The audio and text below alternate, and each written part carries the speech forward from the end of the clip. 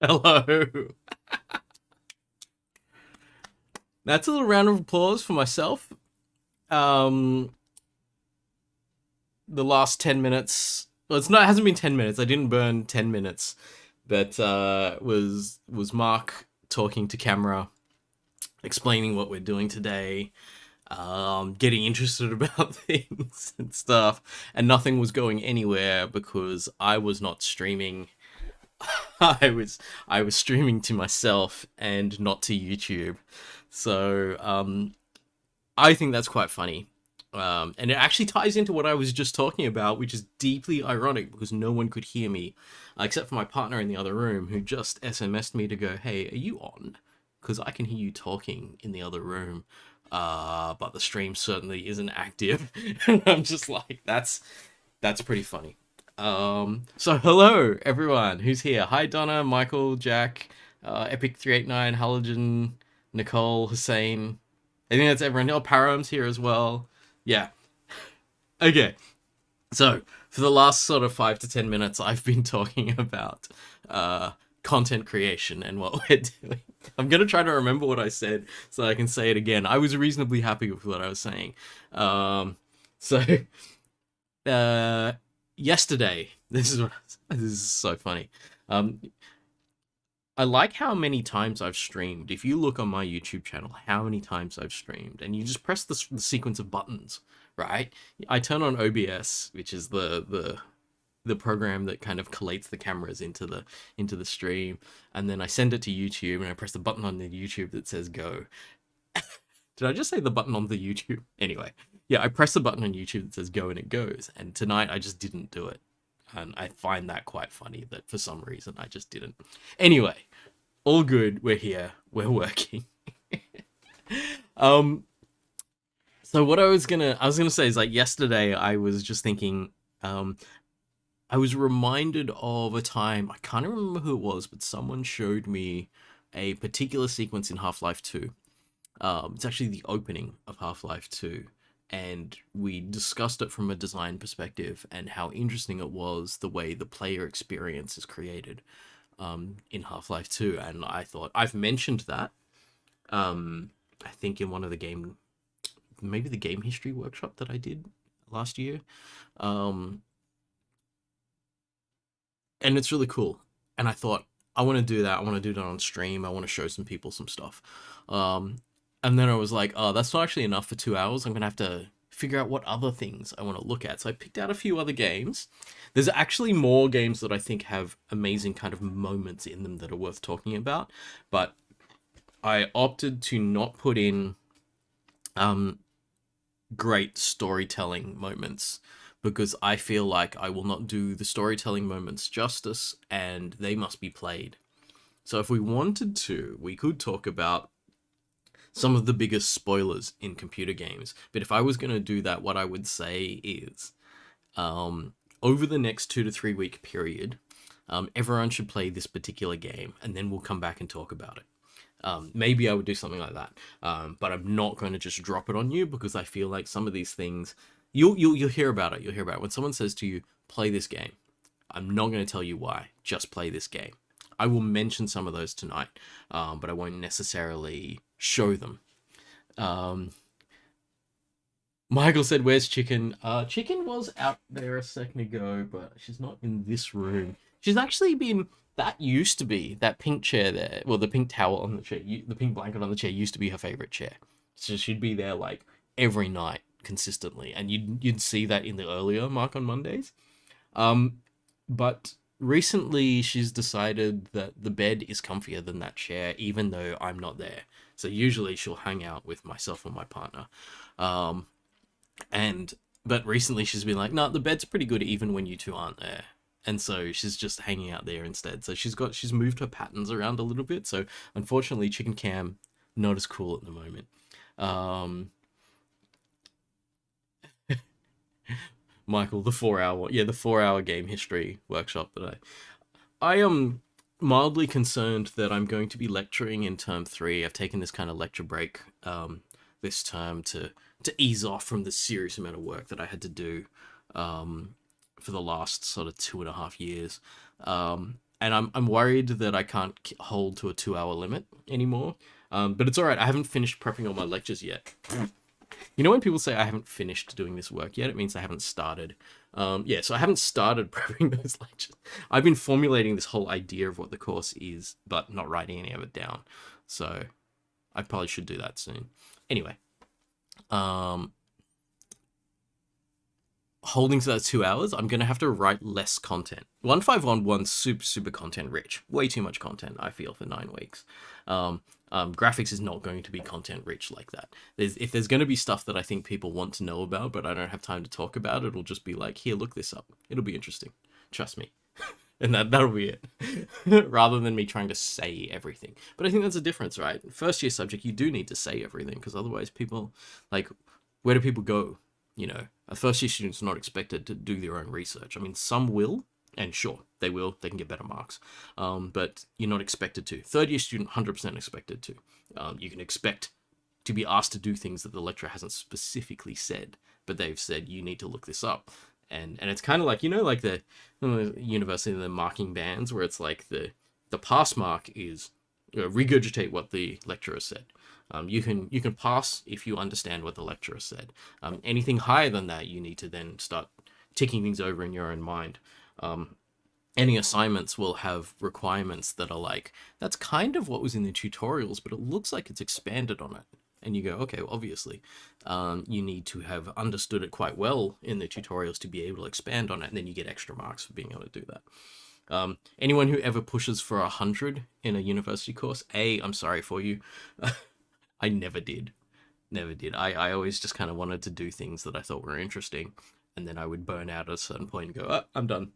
I think the highest mark I ever got was like a 91 or a 92 in a course, and I'm proud to say that the course that I got the 92 in 92, I can't remember. My academic statement's up on the wall, not on the wall, in the bookshelf over there. It was in jazz and popular music studies. So basically, it was an introductory gen ed for a bunch of people, and I'd studied it through high school. So I'd studied it and lived it, you know. So it was really easy for me to do well in that subject. So that was me just kind of gaming the system. That would, nowadays you'd call that a wham booster. Wham booster was not a term we used. I can't ever remember what it was. Easy course. I don't know. It's been too long. Yeah. So otherwise in computing subjects, I was never like, my best computing subject was in the mid 80s, I think. Which still pretty happy about that. Michael. Marchi invented wham boosters, confirmed. I did not. No, I heard the term wham booster from people such as yourself.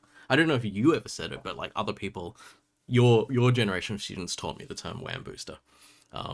And you taught me to make sure that my subject was harder.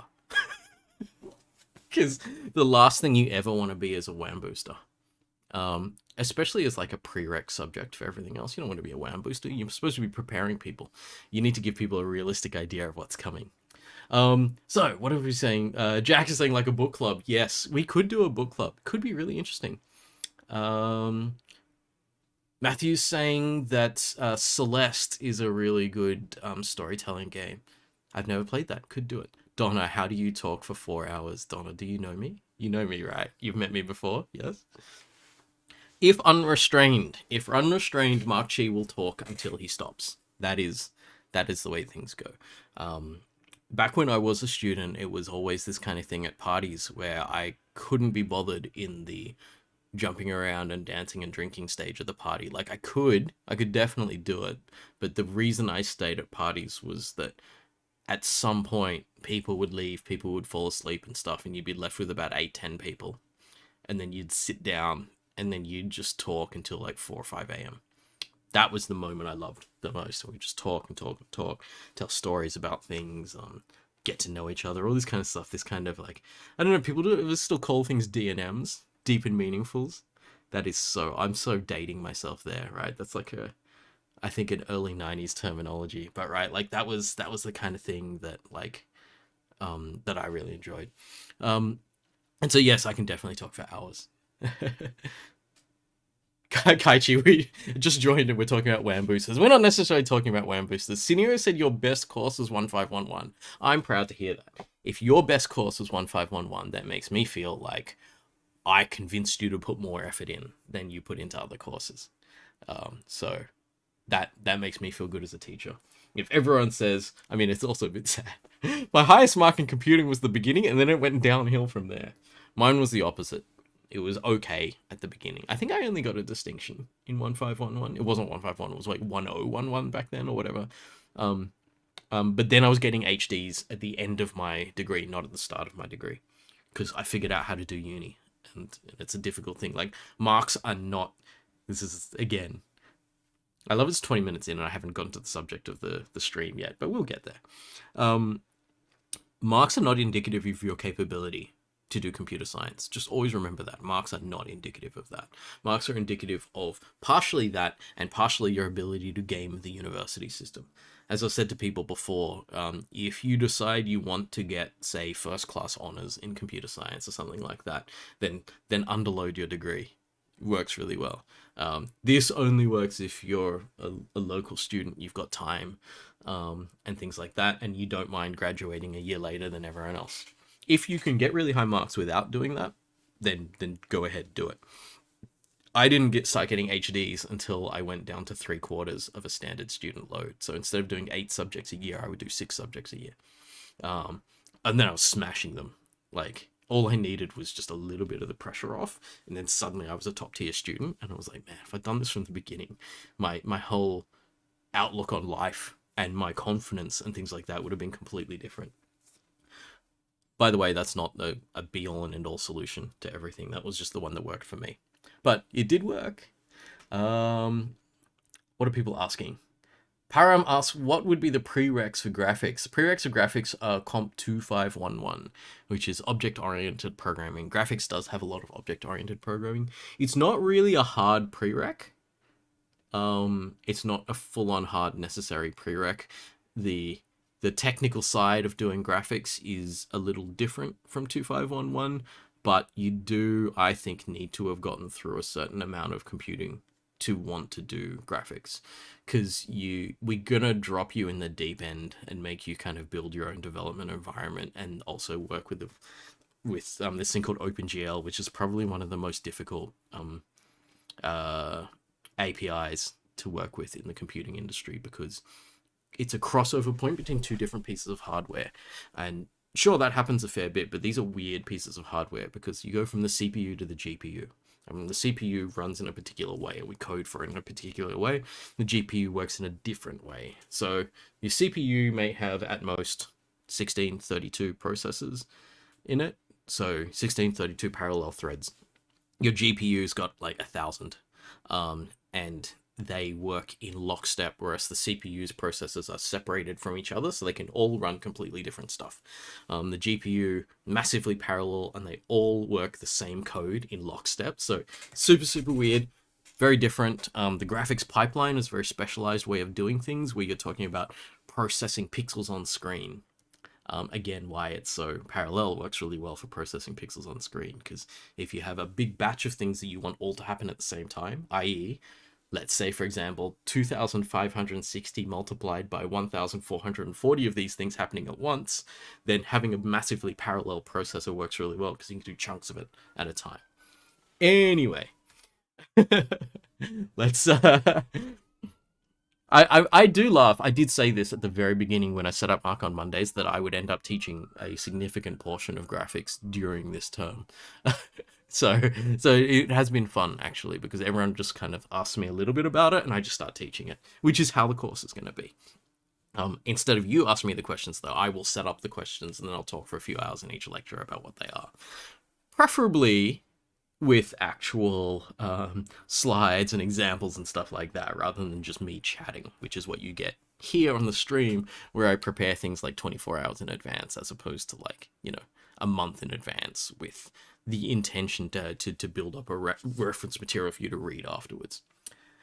Okay. What happening? Izzy's turned up. Hello, how's it going? Donna's asking you the graphics course lectures will be on YouTube, 100%. So the way I'm going to structure the course is a Discord and a YouTube. Um, I am, as much as possible, trying to run this similar to how I've seen game studios run. So the the communications of the course is mostly going to be an official Discord for the course, which means you will have access to me more directly than you would in a normal subject. But it doesn't mean that I'm just going to be hanging out there and like talking to people all the time. That's like you kind of know from the Mark on Mondays Discord. I'm not in every conversation that even happens in that. So sometimes you will have a conversation. Sometimes I'll pop in and say hi. You know, I'm not going to just be debugging everyone's code individually. I have limited the subject in numbers because of the number of tutors that I have. I actually only have 2 tutors at the moment. So actually, it's a nice place to put this because there's only like 20 people here at the moment. If you're interested in tutoring graphics, give me a buzz. There are certain criteria, obviously. This is a senior course, so I will only be hiring people who have tutored before. It's not a training course. It's not like 1511, we will actually train new tutors. 3421, you do not get training. You will be dumped into a tute on your own without having an experienced tutor to teach you, so you have to have taught before. I will expect people to have like the tutors to basically be one of 2 things, either like a big game nerd or a film nerd. You know, you've got to actually have the passion for the content the graphics is used for, as well as the ability to teach. So having taught before. Everything else other than that, I think that you could build up in the next month. So if you're interested, I'll also probably be getting someone, might be one of the tutors I've got already and stuff, to start putting together some tutorial content and stuff. Although we're working out of a textbook, so it's not too hard. Like I'm not going to, some courses we work out of a textbook, but we pretend that we don't. So the material is just like rewritten by the course staff. It's like, no, we're not going to do that. We're actually going to acknowledge the book that we're using. However, it's a free online book because I do understand computing students are allergic to paper. So I am too, trust me. but yeah, so that's the kind of thing. What other questions people asking? Kaichi said you started getting HDs when you're down to 2 courses a term. That's pretty you find your level, right? And it is a system that you can game. Every system that has rules has ways to game it. So if you can figure out the meta, you can game it. So the university system with its marks and stuff like that can totally be gamed. Because you're not against other people and it's not a race. So if it's neither of those things, underloading is not cheating. It's you spending more time to learn things more thoroughly. Sometimes I prefer learning only one thing at a time. Like I'm in a completely different world now where instead of, how you do 3 subjects at a time, like I do at most 1 subject at a time. So when I teach, I just do one thing and I focus really hard on that one thing, and that's it. I don't have to switch between subjects and I don't have to do assignments for 2 subjects at once. Although every now and then I get emails that's just like, hey Mark, can you work on this thing? And it's like, I'm teaching right now, please, no. That kind of thing. Mohammed Komzus, I apologize if I am not pronouncing that correctly. When are you coming back to 1511? I think February, officially. I'm coming back to 1511.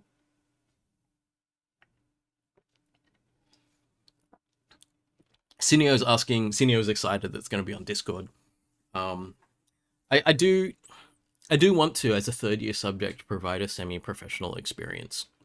Will the course be using Java or C++? It will be in C++. So again, professional experience. I'm getting as close to the kind of pipeline. So I don't have great examples of this because I have not worked professionally as a game developer. So I'm using secondhand material from friends and stuff like that. So the kind of pipeline you're getting is very influenced by the pipelines I've heard of around the place. So when people are building their own engines and stuff, there's pretty much only one that I know anything about, which is like secondhand knowledge from people at Wargaming in Sydney. And also other friends. I had a lot of friends who worked in forget the name of the company. Team Bondi, that was it. Um, which was they did the Getaway. Oh shit, I don't think they did the Getaway while they were Team Bondi. I think they did LA Noire while they were Team Bondi under Rockstar. So they had one AAA game made entirely in Australia, and then the company folded and went, and the Rockstar went back to developing primarily in North America, I think. But you know, um, anyway. So Donna's saying, how does a potential tutor prove they are a big game nerd? They just get in touch with me and we have a chat. So you can, like, anyone who's here on the stream can ping me on Discord and I will talk to people about it. I mean, like, there's a difference, I think, for people between whether they want to do the course or whether they would want to join me and teach the course. So I think that would be a choice that you'd want to make, because I think a lot of people would prefer to take the course because then you can experience it. Teaching it, you don't get to experience it. You have to get your technical chops up really fast. You've got a month to get your technical chops up to then deliver it to other people. So I do have one or two people who have contacted me already who already know OpenGL, and so one of them is like a current tutor in CSE who knows graphics and is really active in game stuff, and so they got a shoe in. I might haven't spoken to them about it yet, but I might make them do subject admin stuff as well because they already know the content. We'll see how it goes. Michael's asking which book. Learn OpenGL is correct. What Cineo is saying. Let me just open a new window. It's this one. Seriously, if you go through this and do this before the course starts, you may not have to go to tutorials. I don't want to say that because, you know, but I don't mind. My goal is not to hold back knowledge so that you have to compete against other students. If you're gonna learn in the holidays and then do something later, then like feel free. You know, it's not like I did this in a course. Like the stuff I did for graphics didn't even have shaders. Like, we were that early. Shaders didn't exist yet. So I just learned all this stuff myself later on when I was like getting ready to teach it. So if you ever kind of want to work through something yourself and then you go to uni and you go, oh, they're also doing the same thing, I'm going to get some marks out of it, then you do get that. It's good. But yeah, so this is it. We're not going to get too deep into this because we've only got 9 weeks. So it's probably only going to be the first half of the stuff here. And these advanced things, we'll look at some of these things, just looking at them. We're not necessarily going to get into anti-aliasing and stuff. We're not going to be doing like tessellation or anything like that. And some of these things we're not getting to that. I really want to, but we're not going to. We'll get like here, maybe. I don't know if we'll go too deep into... Anyway, I will decide as we go along. I literally haven't made those decisions yet. So this is something you can do if you want.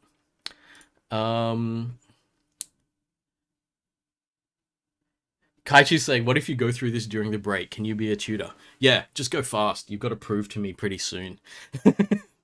I do have one person doing that already. One person pinged me earlier and they said, I'm keen on this stuff. I love this stuff. I'm available as a tutor. I've taught for CSE before, and I'm just like, okay, here you go. Hit this stuff up, and I might even get that person to tell me what should and shouldn't be in the tutorials, because if we've only got like 9 hours, like we've literally got 9 hours worth of tutorials, what are we going to teach in those tutorials? I mean, the tutorials are going to set people on a path, and then people are going to be expected to do work at home, because like, you know, like other subjects, we've got tutorials and labs, you've got 3 hours worth of teaching each week. We don't have that. So the contact hours in terms of what is actually kind of directly delivered to you are low, but the amount of work you're going to do is definitely going to be higher than that.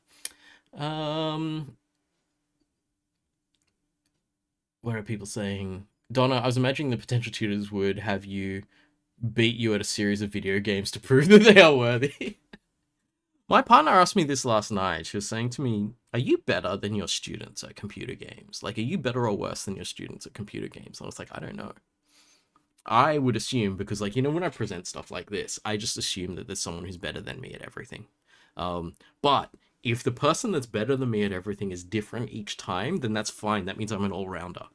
Like, there are specialists who are better than me at anything that I can do. But I can do many different things, so it's sort of okay. And I'm like, well, a significant percentage of my students don't necessarily game. I would say, like, in terms of computing students who are doing programming and stuff and doing 1511 and things, I would say, I'm guessing that like 30% of students don't game. I don't know if it's that high. It's probably down around 20, which means I'm already better at gaming than about 20% of the students. Unless they're those crazy prodigy people who just turn up and are better at games than you without ever having played them before. I hate you. I know you. Every single one of you hate you. Anyway. So me deciding on tutors by whether people can beat me at games is not a very good way of doing it, because then I'll have like hundreds of tutors, and I'm not really wanting hundreds of tutors. I actually only need about 4 or 5 people total. Sam said, do you know if graphics will be running yearly from now on, or will it be every second year? Or do you not know? The plan is every year. So my plan for the immediate future is I do term 1 comp 1511, the big intake of comp 1511, and I do term 3 graphics, and I'm going to stay in that rhythm for a while where I only work 2 terms a year. Because working 3 terms a year for 2 years in a row, I have numerous resignation letters from that period of time. So I don't think it was sustainable. I don't think it was a valid way for me to work. And I felt it. I really felt it. So you're actually lucky that graphics is happening at all, because there was definitely a chance that that I was not going to make it to graphics because of how burnt out I was after doing 1511 7 times in a row. So yeah, the balance should be I take the massive course, CSE's biggest course in 1511 term 1 each year, and I just kind of hold the fort there. It's a very hard course, admin wise, I think. I mean, when I say admin wise, yes, it is harder for the admin than it is for me. And then I do graphics, which is where I switch modes into like a kind of teaching people how to, how like I say that I want to teach people how to be professionals in 1511. In 3421, I want to actually put that into practice. I'm gonna be like, okay, if you're going to be working, or you've already been working because you've been doing internships, or you want to get a job like literally next year, this is how we want to approach things. It's also going to be an entertaining course, because like heaps of your other courses, I love how I have just not even started on the topic of today, but we'll get there. We're actually kind of obliquely on our way to that. So graphics is probably one of the few courses in CSE which pertains to the entertainment side of computing. And it is a little bit ironic because the entertainment side of computing is fucking massive. It's fucking massive. It's a huge industry. Like, the computer games industry is literally one of the biggest industries in the world. Like, in terms of how much money it turns over, how much money in terms of people it employs, how many people it fucks over. Anyway, it's a big industry. And CSE is woefully underrepresented in that industry. So we have nothing on games at all, even though we've got things on so many other disciplines in computing. So graphics is the me reviving graphics in an active way and rebuilding it as a kind of games and film course, not a technical maths of rendering course. So it's actually going to be very different from how it was in 2019. I really need to get a course outline out there soon, because it's different from what it was, but people have signed up for it anyway. I think there's a certain amount of people who have signed up for it, trusting that I'm rebuilding it, so it's probably okay. But anyway, yeah. So I think it's interesting because we're going to be looking at it as a different genre of computing than you may have done in other subjects. So I think it'll be interesting. What are we talking about? Someone was saying, Helen was saying your friend whose high school project game was too hard for the teacher to demonstrate to the class, had to take over for the teacher. That happens. I think that definitely happens. But often we could say that maybe that game was pitched to the wrong audience. So if you want to make a game for your teacher, then you've got to know what experience they have. Or you have to make a tutorial for your game, which, especially for small project indie games and stuff like that, tutorial takes longer than the game. Duke's asking, is it possible to be a tutor and take 3 courses simultaneously? Yes, definitely. Heaps of people do it. It's hard. It takes a lot of time, but if you've got the time, you can do it. Which I think someone said there. Nick said it's possible. Tutoring and not lab assisting. Yeah, because if you're doing less time. Having said that, if I'm hiring tutors for graphics, I'm going to give them more than one tute, definitely. Because if it's only 1 hour tutes, people want to work for more than that. So people are getting like probably 2 or 3 tutes at least. Donna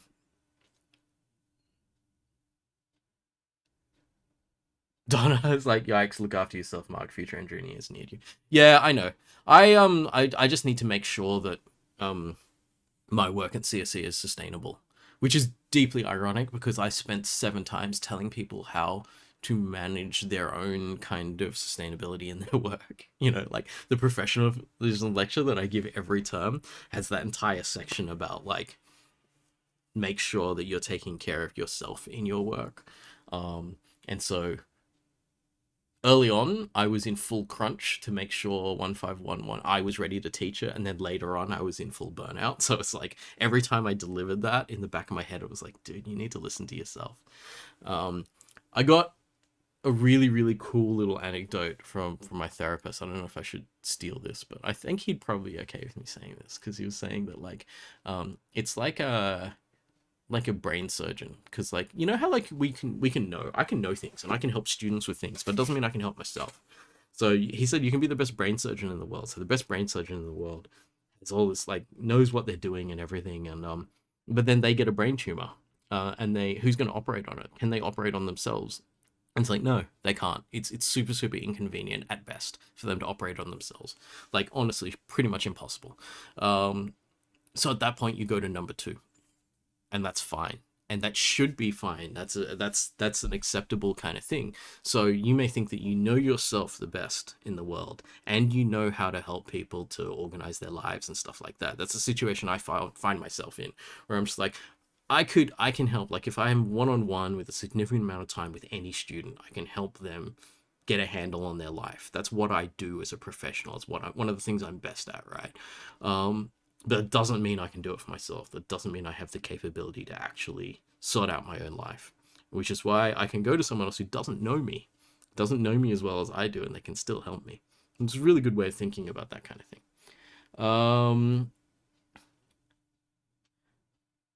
What are we talking about that? People saying, Abraham added a year to your degree. Duke saying you took 9444 and 9417. The term is a nightmare. Oh, I'm sorry. It's always hard to tell because people have different approaches, right? Different courses have different approaches. Sam said that you would much prefer to do 2 courses, to be honest, but have to do 3. Are you forced into you're under a scholarship or something like that? That can be hard. Yeah, you said later that you're under a scholarship. I also have this thing where I'm just like, for me, like winding down and spinning up a course in the back end, there's not enough time in between courses to do that. So I've kind of like, we'll see whether I can win this fight or not. Unlikely that I will 100% win this fight, but I've said I'm never involved in term 2 ever again, because it takes too long to finish a course like 1511. You can't finish a course with 1,000 students and be expected to just start teaching again in term 2. It just takes too long. So I'm just not going to do it. I'm just like, I'm out for term 2 permanently.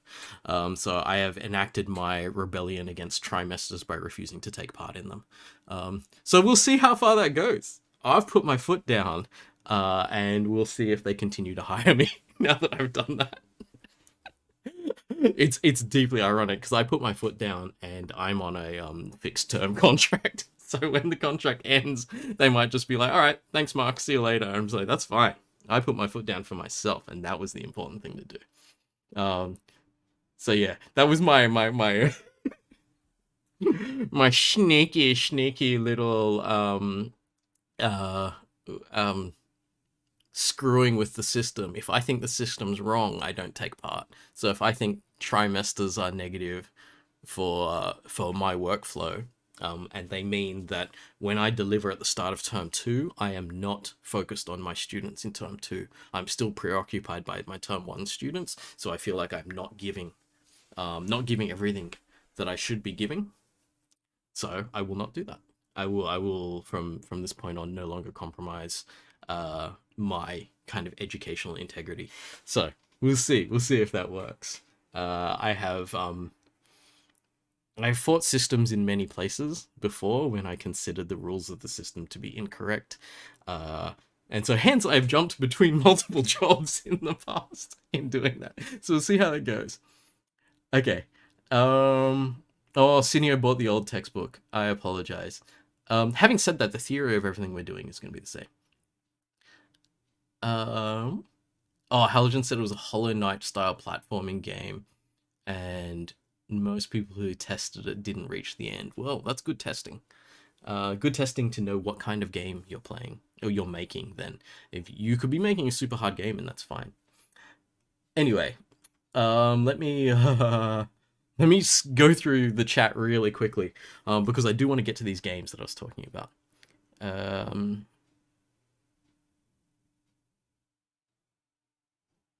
Crunch culture is disturbing. Yeah. Crunch is bad in games. Crunch is bad in education as well. A lot of the courses that you don't like, and I know because I'm in a lot of the meetings of the stew reps. I know which courses you don't like. A lot of them are because the teachers don't have time to actually make them work. Anyway, Abraham's like, I think UNSW is still figuring out if stuff is even going to be in person. Term 3, I'm just going to call it now. Term 3 is not going to be in person at all. That's my expectation. I don't know for certain, but I expect that, and I'm planning for that to be the case. Which kind of sucks because I think we're building a lab for graphics which has all the hardware necessary to do really high-end graphics. Like, it's better hardware than I've got here, so I'm kind of excited about it, except I won't be able to use any of it. I'm trying. I'm going to have a chat with them and see if I can just, like, if the lab's not going to be open, if I can sneaky one of the computers out, and then I'll get to use that instead. But I don't think I'll be able to do that. I think that those computers will be available for people to remote log in if they don't have their environment set up at home for stuff like graphics. But we'll see. We'll see if any. I don't know.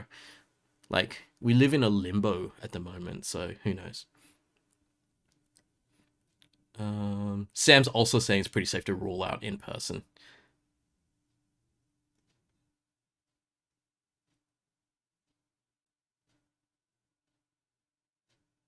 Oh, Michael's saying I'm amazed that Hayden is able to teach like 2 courses a year. Does he cheat? Hayden's casual. He's just not getting paid if he doesn't teach another term. Whereas I'm a full-timer and I'm like, this is correct. This amount of teaching is correct. And as it is, like, taking these massive courses, doing admin for like 1,000 students, it's just like, I think in another situation, especially at the pay level I'm at, taking 1,000 students should be enough. Like, I could literally do those 1,000 students for 1 term, and I've already earned my full year's salary there.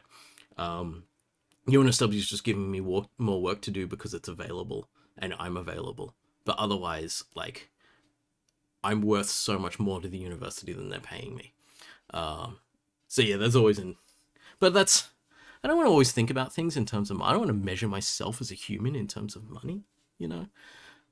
Like, I do like working with students and supporting students and things like that, and teaching you and things regardless of how much I'm getting paid. Because especially in the computing industry, if I was here to make money, then I would not be at CSE. I would not be in education. Like, I've never been paid. Like, the last 6 years I've been teaching full time, I've never been paid as much as I could elsewhere.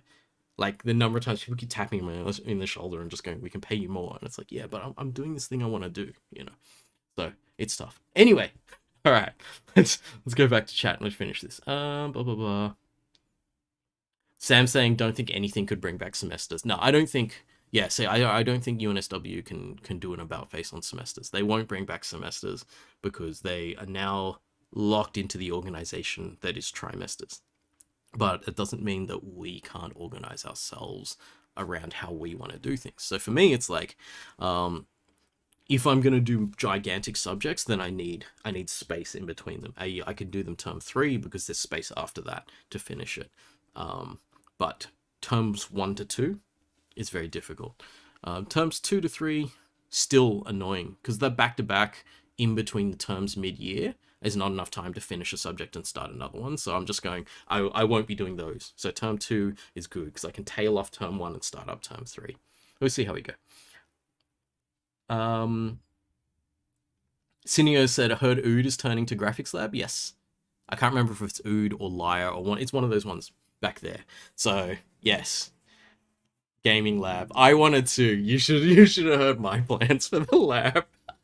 They were talking about potentially building this lab. It's like, yes, sweet. Okay, what we're going to do is going to paint all the walls black and just RGB up the whole lab. I want the whole lab black, shiny, with RGB everywhere. And they were like, no, we're not going to do that. And I was like, are you sure? Are you sure? It would be cool. You're spending money already on computers. It won't cost you that much more to do a complete lighting refit on it. I don't think that's going to happen. Anyway. Oh, Halogen CSE review. I feel really bad. I actually... One of the last times I was on campus before we went back into the next lockdown, I actually got to sit down with the CSE review exec, the directors and producers, and we just sat around for an hour or two just talking shit about CSE review and stuff like that. And I was like, this would be fun. I want to get involved a little bit and stuff like that. And we were very hopeful, you know, that after 1 year of cancelling the show, they'd be back for the next year. But this year's already, I think, been cancelled, which I'm really sad about. Yeah. So Michael's saying, wait, so we can remote log into a server with a spec'd up graphics card. That's the hope. I can't guarantee it, but that's the hope. Anyway, am I missing? Okay, I'm going to catch up with chat and then we're going to jump to games. Okay, Eileen said, do you have any cool comp project ideas for these holidays? Or what are some cool student projects you... Oh, that is a tough one. Give me some time. That's a really good topic for next week. Okay, let me think about something for next week and say, what are some cool things that people can do at different levels of where they are in their degree and different specializations, which would be very difficult for me because I only have certain specializations. Okay.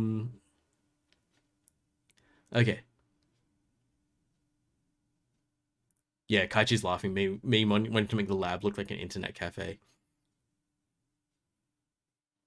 No such thing as excessive RGB. RGB will increase your performance by 20 to 30%. Thank you, Jay.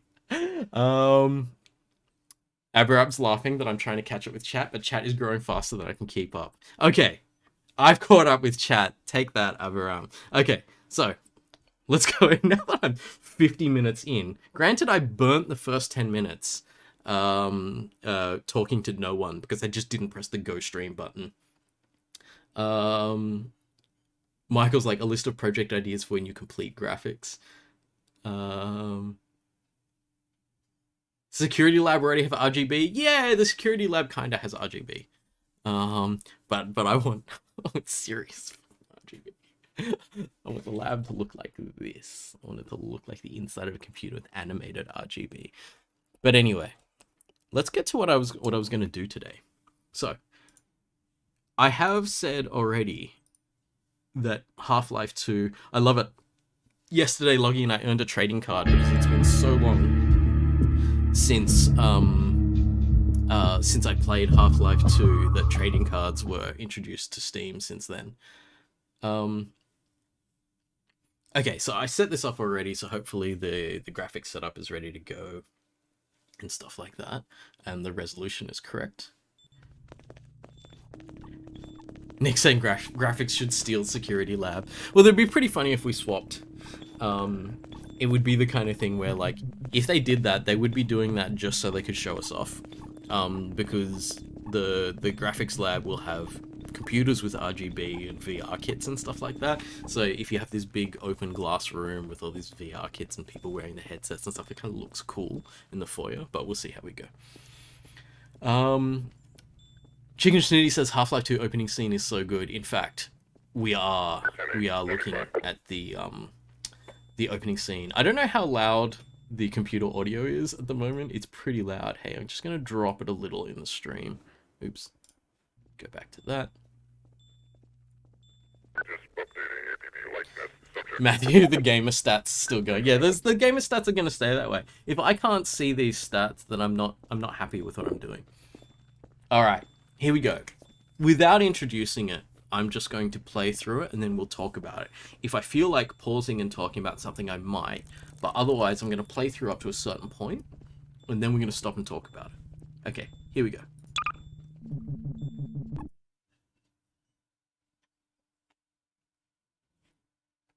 Let me know if the audio levels are weird. Probably better you hear them than me.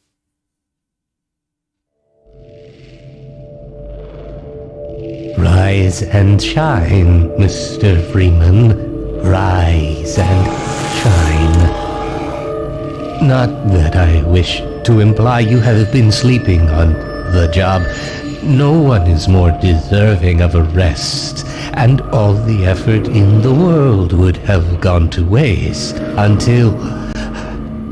well, let's just say your hour has come again. Change the audio balance.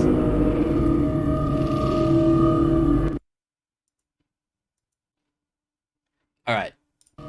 I've just turned down the game audio a little. Alright, how's that now? The right man in the wrong place can make all the difference in the world. So wake up, Mr. Freeman. Wake up and smell the ashes.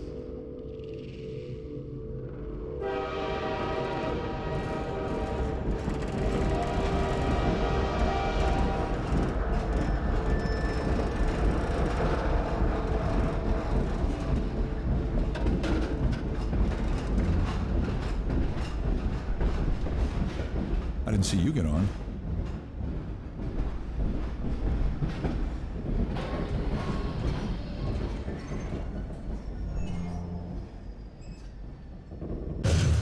Well, end of the line. Welcome. Welcome to City 17. You have chosen or been chosen to relocate to one of our finest remaining urban centers. I thought so much of City 17 that I elected to establish my administration here in the citadel so thoughtfully provided by our benefactors. I've been proud to call City 17 my home. This stuff, it's all I have. And so, whether you are here to stay or passing through on your way to parts unknown, welcome to City 17. It's safer here. Were you the only ones on that train?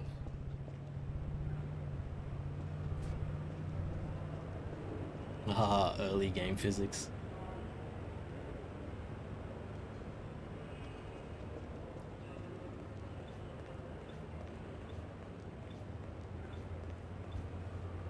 Not talking that much yet. I'm just kind of going to soak it all in, and then we'll talk about what we see here. Welcome. Green again. Welcome Afterwards. to That's what I'd seen City the last of him in City 17. 14. You have chosen or been chosen to relocate to one of our finest remaining urban centers. I thought so much of City 17 that I elected to establish my administration here in the citadel so thoughtfully provided by our benefactors. I've been proud to call City 17 my home. And so, whether you are here to stay or passing through on your way to parts unknown, welcome to City 17. It's safer here.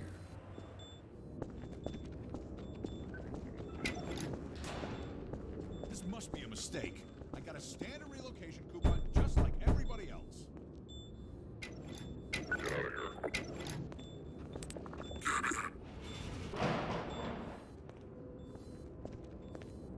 help with this one? No, I'm good.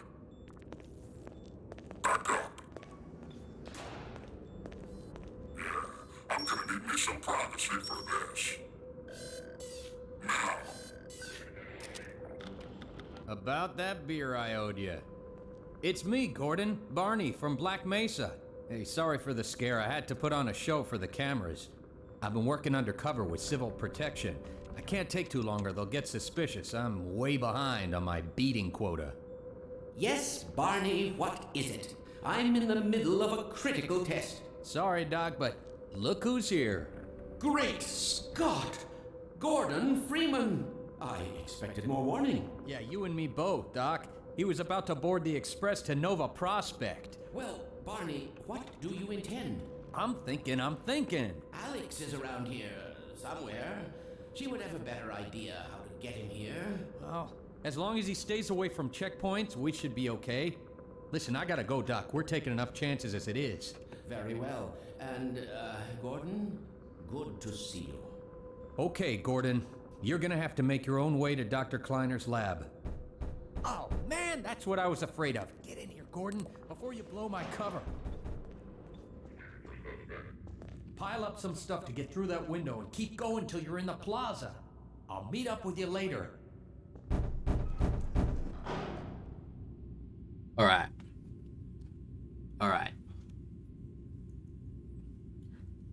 Let's think about what we've seen here. Okay, so let's see what we're saying in chat. Yes, okay. That man does not look trustworthy. Pick up the can. Did I actually skip the pick up the can bit? I think I did, didn't I? I wonder what Gordon's wearing right now. Paichi says it feels like a movie, and there's a reason why it feels like a movie. And it's so weird, it's so simple, like, that was only, like, I don't know how long that was, 5 minutes? 5-10 minutes? But that is the opening of the game. Note the significance of it not being a tutorial. There is a tutorial and it starts now, where it's like pick up object and do this kind of stuff.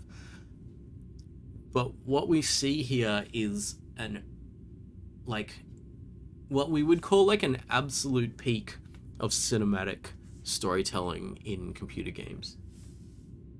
Someone's meowing. Maybe she's gonna come and say hi. Super interesting stuff, right? So without having anything overtly told to us, like other games, especially games in a fantasy genre rather than a sci-fi genre, are going to be like, at the very beginning, they're going to be like, it is a time of war and strife. The nation of Azmorail has taken up arms against the free people of this city, blah, blah, blah, blah, blah, and it's just like, oh God, really? Like so many games start like that. This game chose to tell you everything you needed to know without ramming it down your throat, without just like smashing you with it. What they do is they just allow you to experience it. So you're just on this train, and like the first thing you notice is like, if you've played the previous game, you kind of know that Gordon saved the world. If you haven't played the previous game, it doesn't matter, because they give that to you right in the very beginning. This weird, eerie, disturbing looking guy tells you it's time for you to come and save us all again. It's like, okay, I guess. And then you don't even need the first game there. Just that is enough. A few seconds. But something's wrong, and he's super creepy, right? So that's cool. But then you're on the train. The other two people, there's only two people on the train. The train is run down. They're wearing the same clothes. You look outside. It's bleak. It's industrial. You get there, and you get hit immediately. Right. First thing we saw, the drone and the surveillance. You are not free. Ironic, right? Gordon Freeman. You are not free. You're being surveilled. There are fences everywhere. So we take this assumption that we know our modern world, the one that we live in at the moment, where train stations have walls and stuff like that, and they have like, ticket gates and stuff, but they don't have those kind of wire fences that force you to corral you into certain places and stuff like that. There's this immediate distinction between soldiers and civilians, and you can see that the civilians have no power and the soldiers have power over the civilians. So it's like the police is militarized. The thing that I brought your attention to very intentionally, I walked over, there was an alien sweeping up, and that is like, for me, that is like one of the I think that's one of the biggest moments in that, and it's just thrown away. You know, there are aliens on Earth, but we're so kind of blasé about the aliens that we make them do menial tasks like sweeping up rubbish. And the alien is sweeping up in an area that's so dirty it doesn't make a difference, right? So we've given them the most meaningless menial tasks, even though, like, for like our entire lifetimes and before and after, we will have this kind of fascination with this search for extraterrestrial life and intelligence. You know, like this is like one of the things that humanity's been kind of like all over for such a long time, right? Arsenio, damn Stormcloaks. Yeah, that was actually the game I was thinking of in my head. The Skyrim was the game I was thinking of when I was saying that the difference between like the fantasy and sci-fi. But sci-fi does it as well. There's heaps of sci-fi that gets a little too overt with the storytelling. Every single game that has all these books where you pick up the book and there's like 2 pages of text, and it's just like, oh, we're gonna read that? We're gonna pull ourselves out of the flow to read that? It's difficult, right? But I think one thing that's really, really cool about this Half-Life here is this is an action shooter. This is a game where you go around shooting people and stuff, but instead of dropping you straight into the action, having you shoot stuff immediately on appearing, what they want to do is they want to put you in a world where you believe it. So, okay, so we were with the surveillance, and we saw the alien. I have the points in my head that I'm thinking about here. The other thing is the immediate and obvious propaganda, right? The massive face talking to you about how great this city is. Like, it is just saying that everything's great while it's obviously crumbling. It's obviously in disrepair. It's obviously like kind of like it's exactly this kind of dystopian. I don't know. It's like modern America. Look, Australia's not that far behind. Anyway, but you know, it's like, and this is why sci-fi is so good, because sci-fi says this is the world that you could live in. Like, we're only a couple of decades away from descending into this if things go badly, you know? So it's interesting. I mean, like, obviously we're not gonna have the aliens, but maybe we will. Who knows, right? Michael's like, someone had to write all those books in Skyrim, Mark. Yeah, I know. I've met a couple of those people, and it's tough, right? Because they have to write these things knowing that, you know, 1 to 2% of the population that plays these games is going to religiously go through and read all those books, piece them together in order, and put it on a bookshelf and be like, yes, okay, I've got the collection of books, you know. But a lot of other people are going to require the format to present its storytelling to you in the format.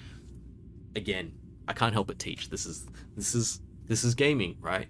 It is an immersive, interactive format. If you then use it to deliver media that is not of that same type, it forces people to switch modes in their head. If I go from like being immersed in a world like I am here with Half-Life, to having to step out, open a separate interface where the text is on my screen, I'm no longer in that world. I'm sitting on my chair in my room now, and I'm reading text on my computer.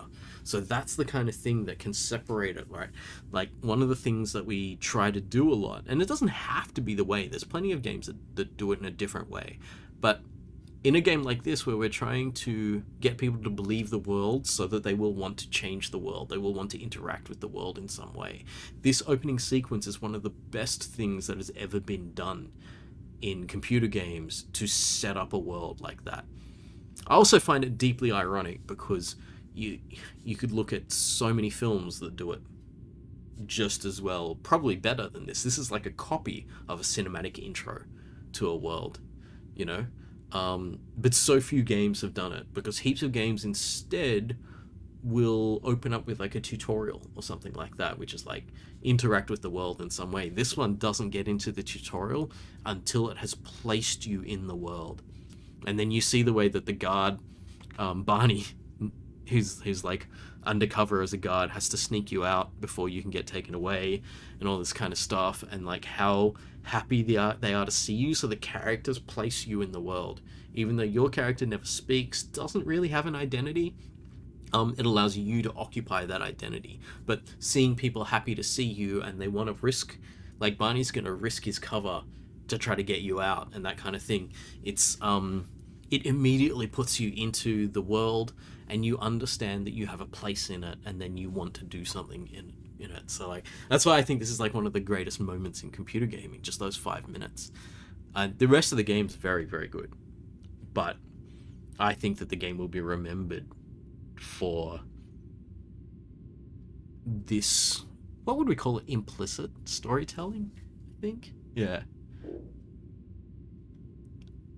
Parham, I used to play Skyrim like you until I took an arrow to the yeah, anyway. People who write novels also sometimes take the drop you read into the action too literally. Yeah. Allergen said Skyrim book report. That would be funny. And as Sam's saying, balancing exposition, action, used loosely in atmosphere and an opening, is an art form, yeah. And I think this is like one of those times that it was really done right. I had a lot of other examples that I wanted to talk about storytelling, but I could not use them because to discuss them in depth would spoil the game. Half-Life 2 was a really, really good example to use because it talks about it in the very, very beginning of the game. And so I find that interesting because if it's going to talk about it in the first 5 minutes, then I'm not spoiling anything. I'm showing you the opening. It's the same thing you can see at the beginning. If I wanted to show you, for example, BioShock, it would take hours. The story is a build. It has a lot of the same stuff, environmental storytelling. People have talked about BioShock. This is the first BioShock. Although I've heard BioShock Infinite is amazing as well. I haven't played it.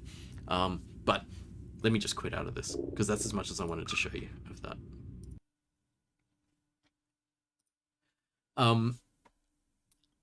I would suggest BioShock is a great game, or could nearly suggest that as a book club, a game club thing, where we could talk about playing that, but you have to play it past a certain point in the game and then talk about it.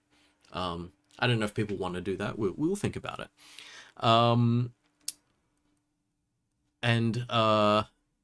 What else is great? Fallout 3 is another one that I consider to be amazing storytelling, because what they did was they made the entire game a homage to sci-fi tropes. Every single little town you go to has a different thing. And there's one really significant thing that they tried to do. They didn't do it as well as other games, but they tried to give player choice a genuine resonance, which is the town of Megaton, which is a town with an atomic bomb in the middle of it. So it's like you have the option of setting it off or not, and for your playthrough of the game, that town will either be there or not be there depending on your choice. So it's very interesting. But I think that it was great.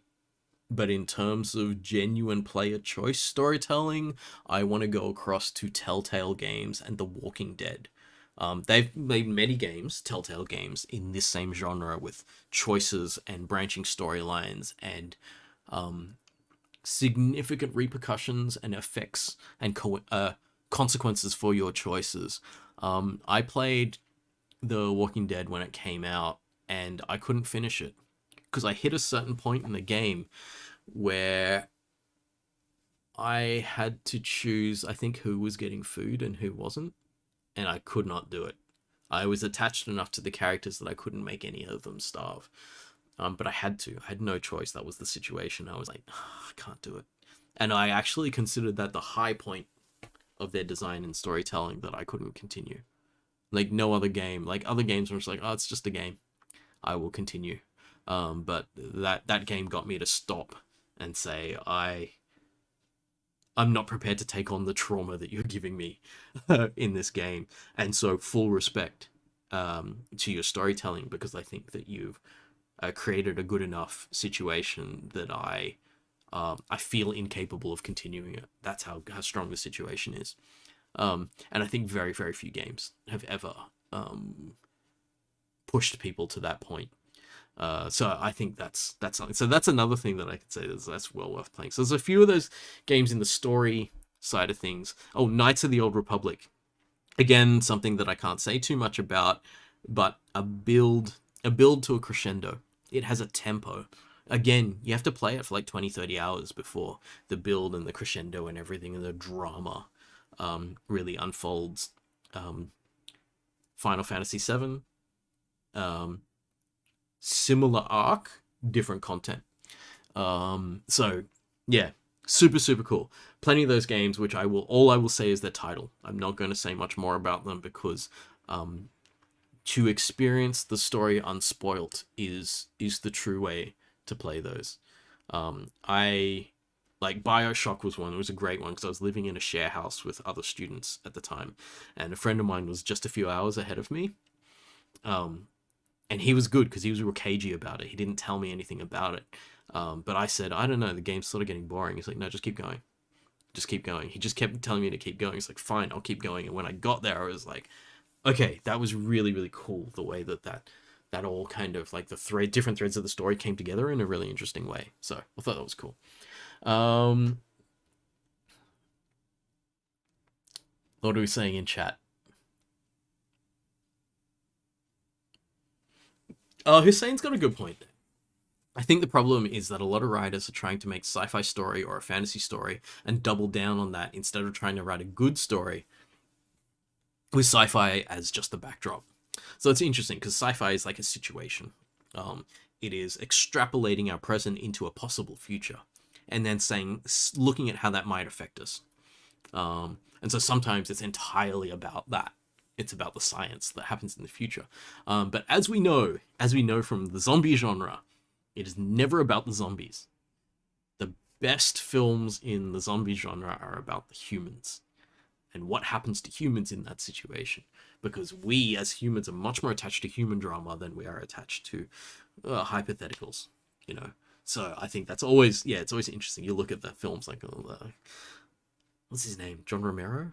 I think films. I don't know if I've got the right person, like Night of the Living Dead and stuff like that. Very interesting. I enjoyed 28 Days. 28 Days Later, I thought they were quite good. Okay. Cineo said, unfortunate how the studio ended up. Telltale went under, didn't it? I can't remember. I actually haven't played many of their games all the way through. I tend to play a different form of game. I don't play the sort of overt storytelling with less action. Sometimes I play games that only have action and the story is like completely secondary.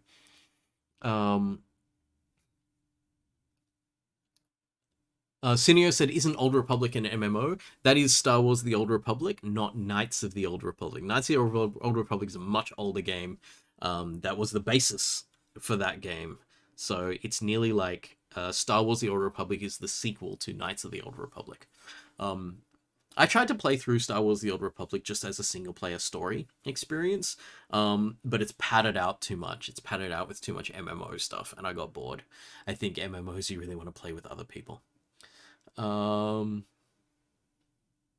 What's Trent saying? Something is probably the best use of video game to tell a story you've ever witnessed. Oh, Persona 3. I've heard so much about Persona, but I've never played any of the games, and I really think that I should, because I think that there's some really amazing innovation coming out of some of those Japanese studios. I think that they have a serious commitment to art form. And note something really cool about the Tokyo Olympics, that people were surprised that there was all this computer game music being played in the Olympics. And what I thought maybe, I don't know, but maybe what that was a deep respect for computer games. They're not trivialized like they are in the West. They're not thought of as kids things or as as diversions. They're thought of as a genuine art form. And so why not have the music from your genuine art forms being played at the most prestigious level of gaming in the world, you know, which is the Olympics. So I thought that was super cool, and it showed a lot of respect for that. And I think that a lot of the Japanese games show that level of respect for the art form. The American games, plenty of them do have that. I mean, I just showed an American game then that definitely had utmost respect for the art form. But there's a significant amount of American games that have a lot of respect for how much money they can make. And that is one of their driving factors alongside the art form. Whereas I think some of the Japanese games disregard how much money they're going to make, and they just go straight in for the art. It depends on the game and the studio and the developers. Telltale died due to bad management and crunch for many years. That's sad. I think Telltale was really hit and miss. You know, like some things were amazing and some things kind of went weird.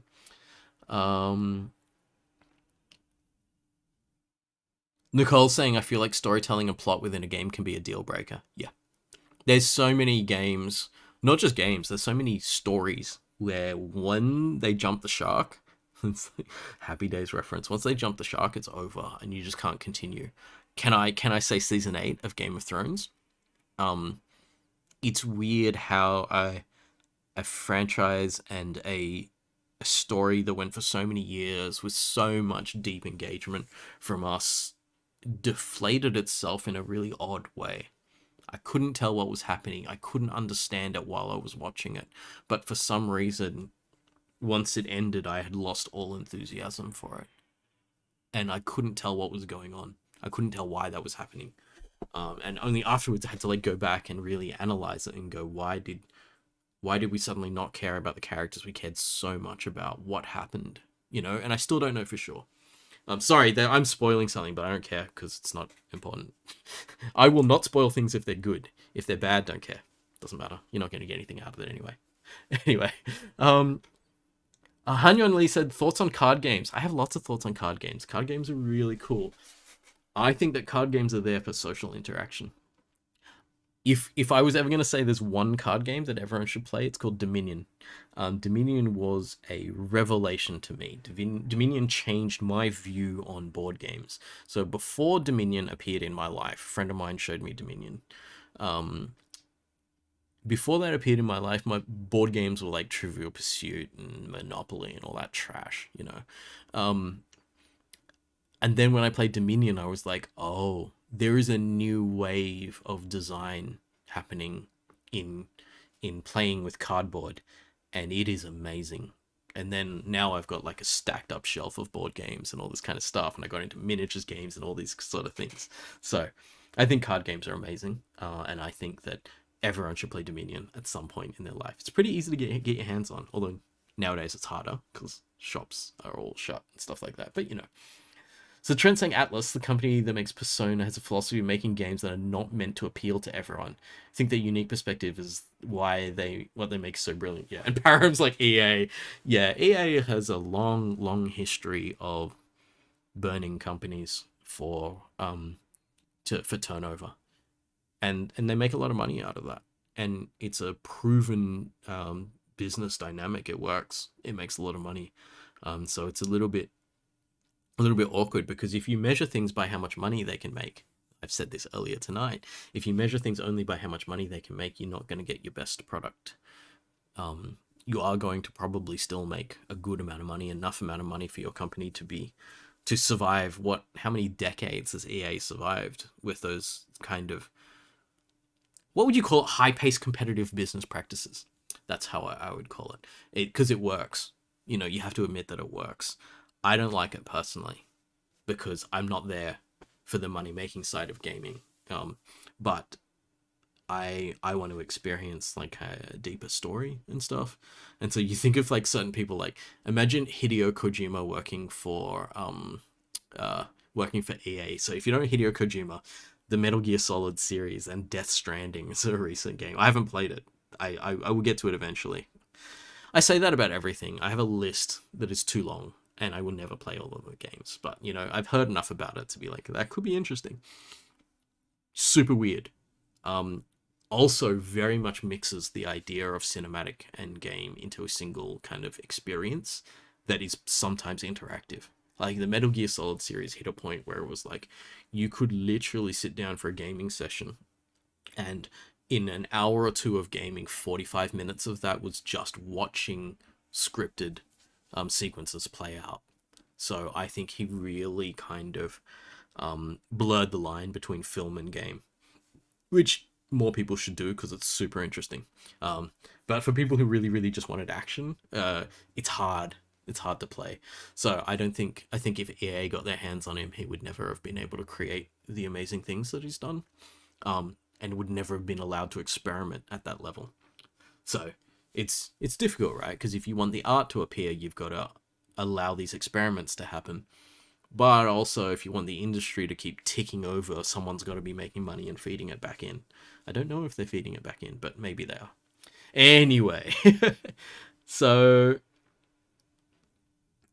Shitaki said there was a Street Fighter tournament organized as part of the Tokyo Olympics. That would have been cool. I mean, Tokyo would have been the perfect time to introduce esports, but I think that the world is not ready to accept that yet. They're not ready to accept a game that is entirely non-physical in the Olympics.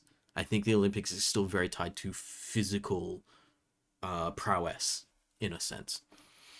Anyway, Haljan said, with my opinions on the Half-Life 2 opening, kind of curious about your thoughts on the Half-Life 1 intro, since the person whose playthrough I watched talked it up quite a bit. I should go back and look at that. I haven't looked at it in recent times, so I actually don't remember or not.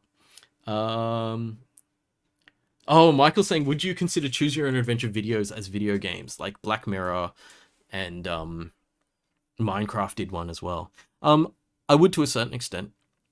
I would call them interactive media, you know? So I wouldn't necessarily say that they'll get classed as games, but also classification always has gray areas on the sides of it. I found, like, which one did I play? Was it Black Mirror? I saw bits of it. And it felt like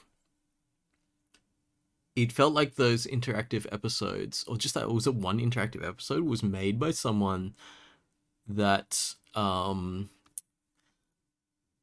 hadn't played enough games, so they were falling over the design tropes that had already been used and developed further than they knew where to take them, I guess. I don't know, like, what's his name? Charlie Booker, the Black Mirror. I have a weird relationship with that series because I don't watch it much, and every time I watch it, I don't 100% agree with it. It always just kind of turns me off a little, just a little. Not sure why, but it does. It always makes me think about that there's a misunderstanding has been made about the nature of science fiction there, which is really kind of like I really shouldn't even be saying that, you know. I feel disrespectful in saying that because they've obviously got this vision and it's been executed amazingly and stuff. I think it's more that I just don't agree with the vision for some reason. Like, a couple of times I've seen it and it's felt weird. It felt like, I don't know what it is. It felt like someone looking in from the outside. Like, it felt like someone is looking in from the outside and judging us. And they don't know us, but they're judging us anyway. That's what it felt like. And I don't know why that's the case, but that's just the feeling I get from Black Mirror. That's probably me just gatekeeping, you know? And so I probably need to just get a handle on that and just be like, don't be a dick. People are making stuff that's not for you. And so you don't get to tell people that it shouldn't exist just because it's not for you. And so probably I need to just figure out what I'm internalizing some kind of bias there, which is why I don't like it. But it's okay for me not to like it, as long as I don't tell it that I don't say that it can't exist or other people can't like it. You know, interesting. It's always weird trying to figure out this stuff in your head. Shitake says the moment Kojima didn't have control, Metal Gear Survive was made. I don't even know Metal Gear Survive, but from what I'm hearing, from the way you're saying that, it's probably not that great. Okay, let's move on to the next game. I do actually have 3 more games that I wanted to show, but they're not super whatchamacallit. They're not going to take super long to talk about unless I digress and start talking about lots of things, which I might, because I always do.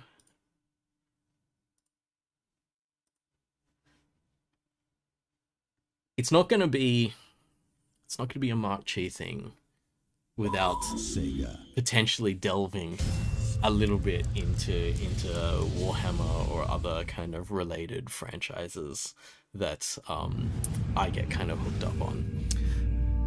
I'm one of those people who, if it comes to, how like I'm getting paid like what is in the order of tens of thousands of dollars to teach people about computer graphics. I know more about Warhammer than I know about computer graphics. So, but I think that plenty of people are like that in their hobbies. They're so deep in their hobbies that they definitely spend more time and effort on their hobbies than they do on their full-time work. And I feel like that's a good thing. I feel like that's people really living who they are and living their best life. And so that's why I'm gonna say it's okay for me to be doing that. So, this is Space Marine. Space Marine was a sad one-off.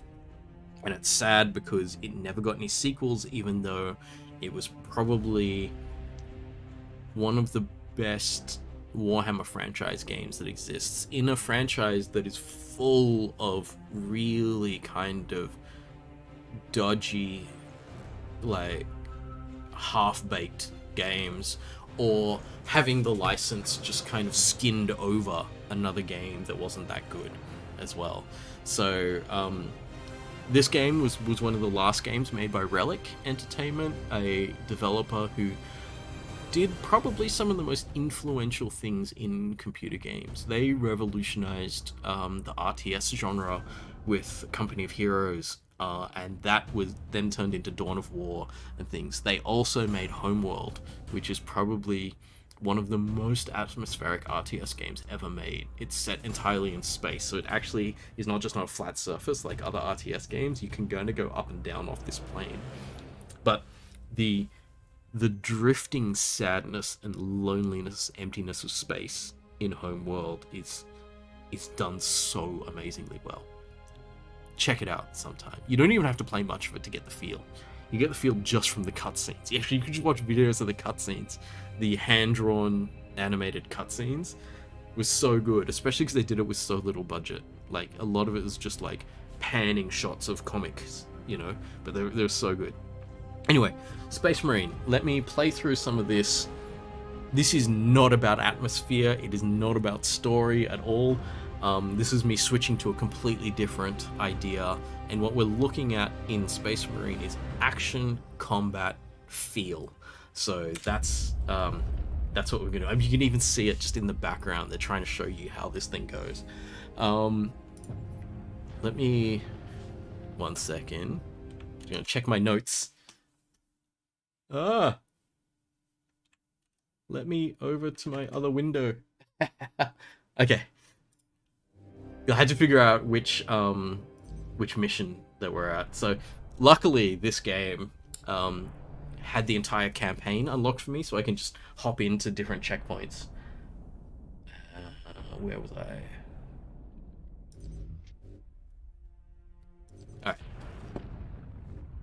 Alright. From about here. You don't need to know where we are in the story. No one cares. I say no one cares. People care, but at the same time, not super important. I'll do it on normal difficulty, even though I can't remember how to play the game. We'll see how we go. Alright. So I am a Space Marine. There's another Space Marine. And another Space Marine. I'm gonna talk through this one because, like, it's not important, it's not atmospheric, but... Okay, note my movement. If I hold down shift to run, the screen shakes with every footstep. I am big. This game is like, there's so much like power fantasy going on in this game. So you're big and you're powerful and you overpower your enemies. So there's an enemy there. I will shoot him and he will explode into blood.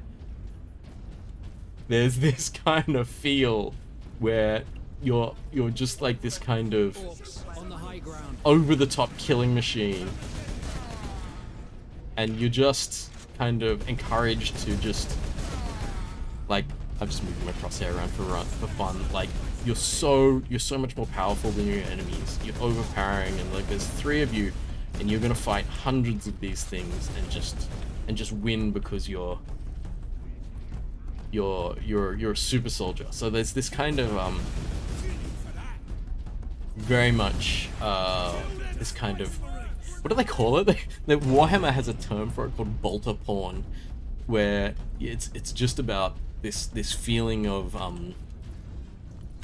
your ability to kind of overpower your enemies. And the chainsword is like the iconic Space Marine weapon.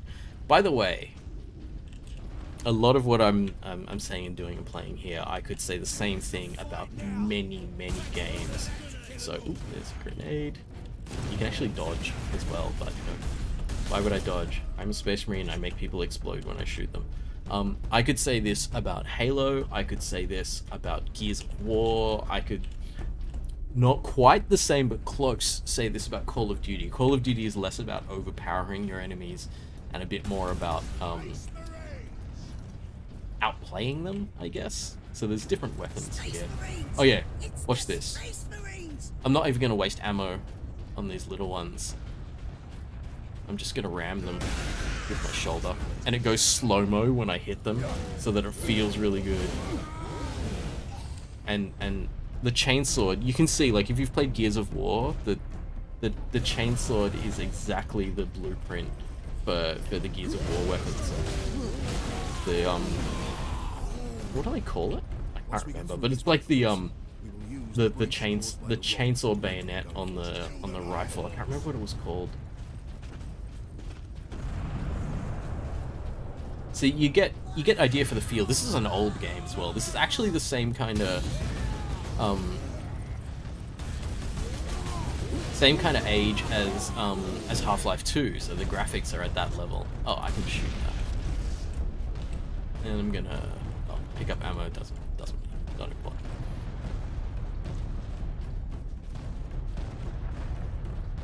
So let me I need to get to a certain point where we'll do a scripted kill, because I have these like animation scripted kills which are like really good. Okay, good. I'm surrounded. Yes? No, it doesn't matter because I'm a Space Marine. Oh, my power meter just went up. So now I'll go super powered, start attacking faster, one hit killing my enemies, and my health just regens on its own.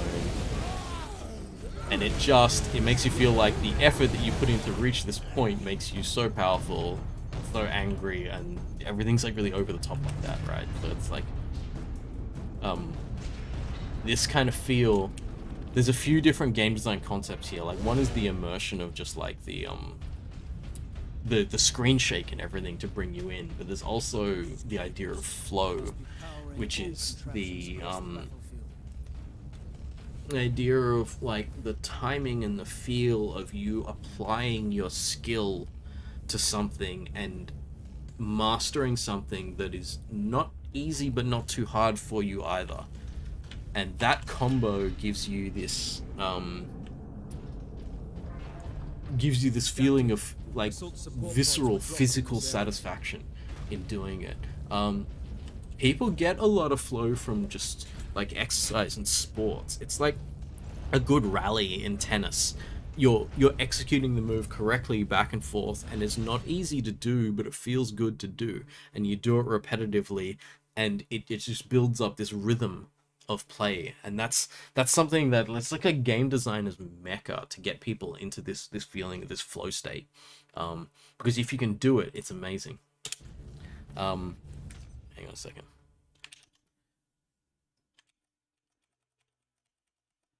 I'm just switching back over to my document here so I can read chat.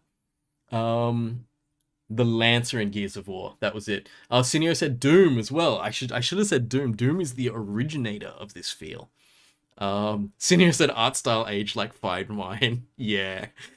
It's very old, but it kind of doesn't matter, because the art style is not what gives us the feel. It's the rhythm and the timing of things, and so it still works even though the art style is bad. And Sinio said you feel less overpowered at a higher difficulty. Yeah, so it depends on the game. Trent asking if I've heard of a game called Fury, and that's a flow state game. I think I have. but I can't remember who told it to me. Maybe it was you, Trent. Am I going the right way? Oh no, wait. I have a jump pack. This bit is a lot of fun because now I have this backpack that lets me launch into the sky.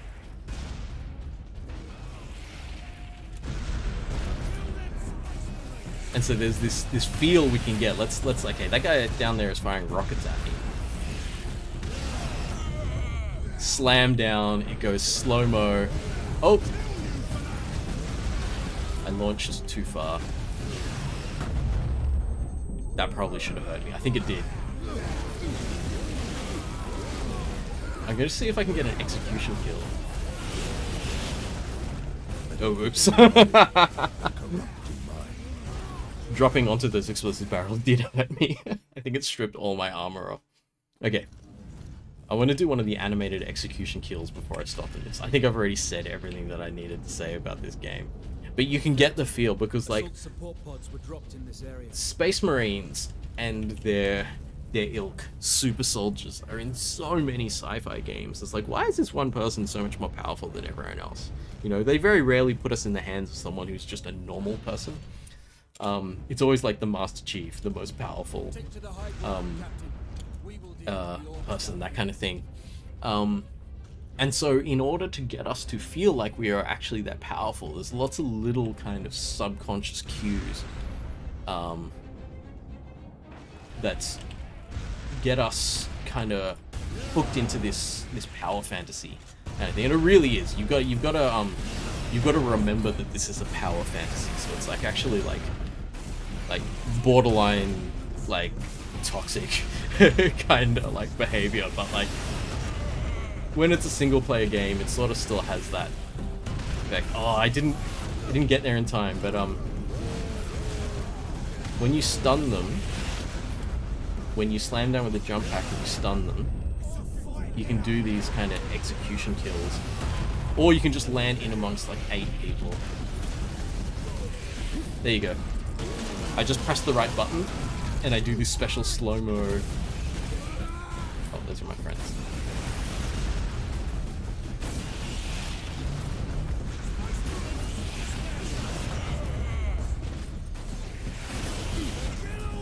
Oh, oops, I died again. Anyway, you get the idea. This is what I'm going to talk about, is that for some games, so different from what we just saw in Half-Life, I wanted to show different design ideas.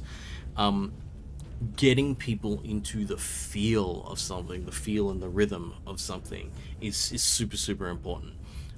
Because this game doesn't have much else. Like, the story is there, but I mean, look, Warhammer does not have a history for storytelling. It has a history for world building, but not storytelling. Like, I've read a lot of Warhammer novels, I have to admit, which is kind of a sad thing because a lot of them are just like, this was boring. Why did we do this? But it's all just kind of this glorification of this like super soldiers and like violence, basically.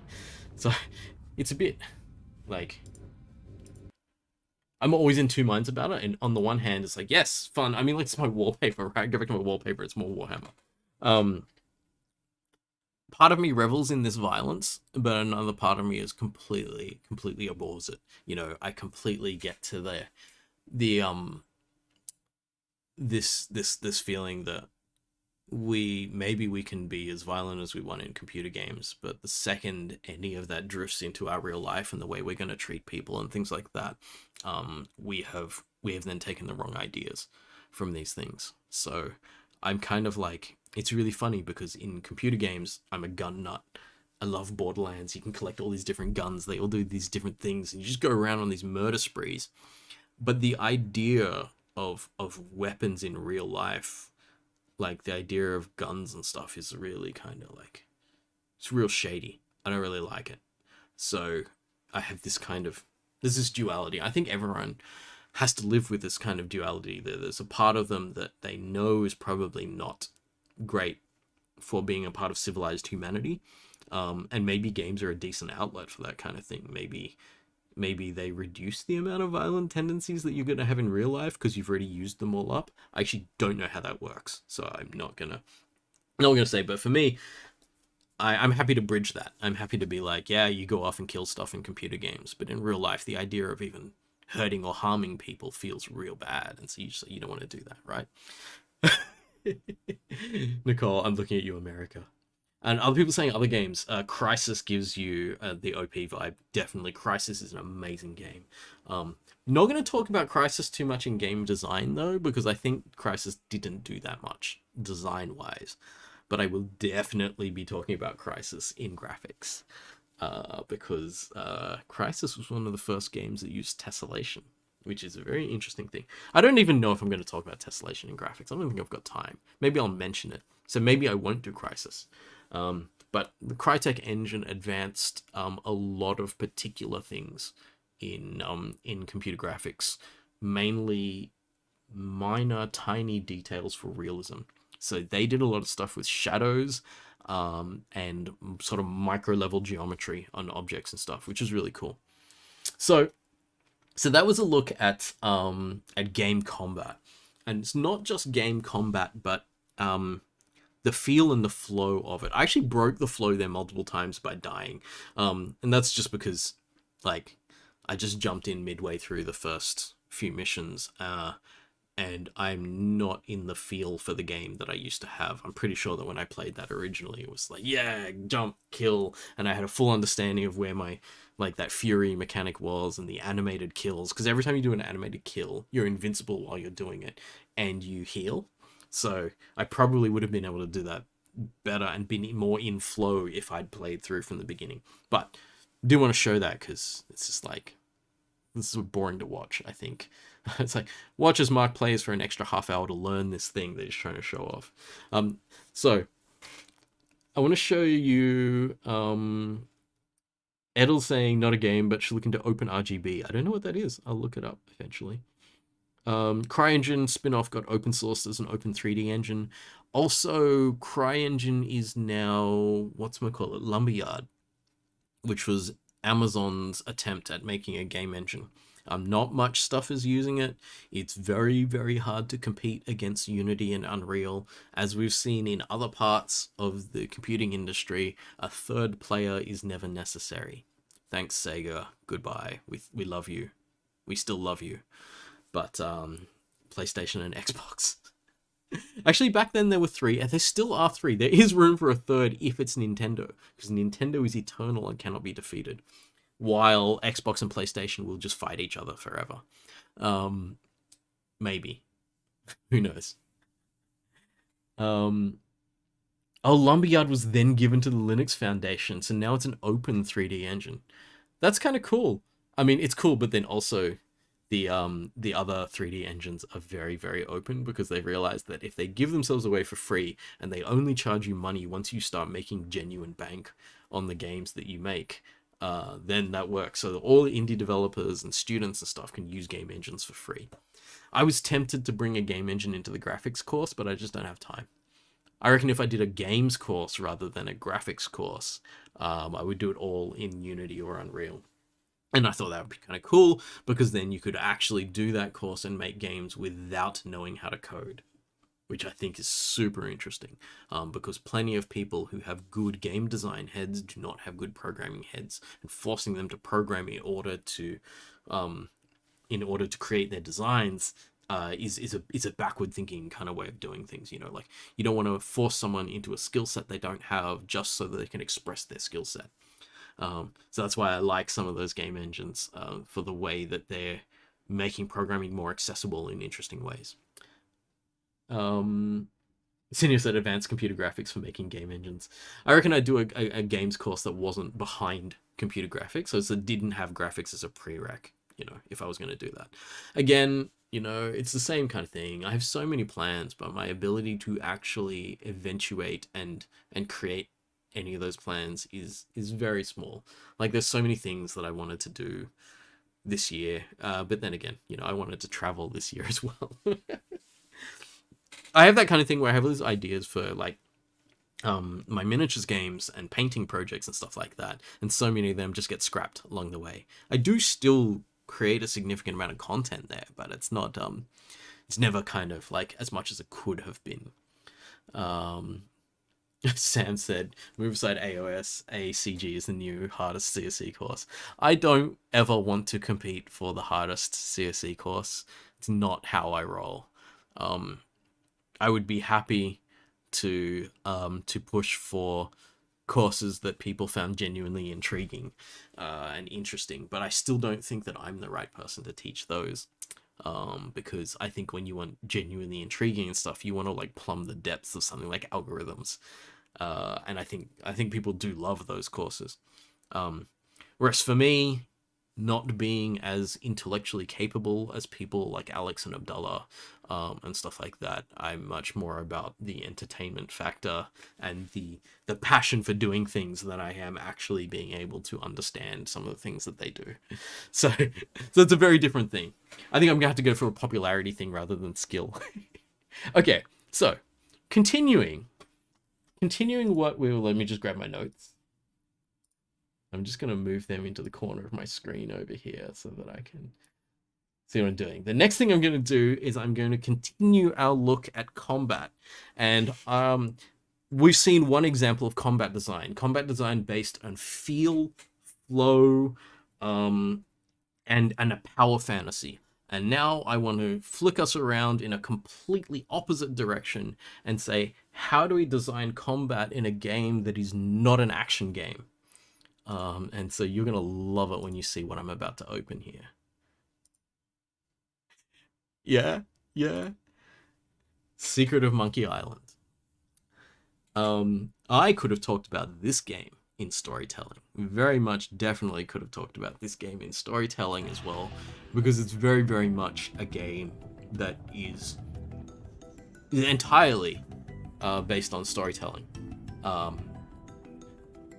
But what I wanted to show, because it's like one of the most iconic parts of this, is if we have a game that has no action, it doesn't have real-time movement or anything like that. It's nearly like in its original incarnation, like heaps of the interface was typed in, you know? So how do we do sword fighting, which is iconic? You know, it's part of pirating, which is what this is all about. We have to have it. How can we do it in this genre? And I think this is probably one of the greatest leaps of game design ever made, which is the idea that if we're going to do sword fighting in a text-based adventure game, how do we make it work? And I reckon there was a lot of thinking behind this, but what they did in the end was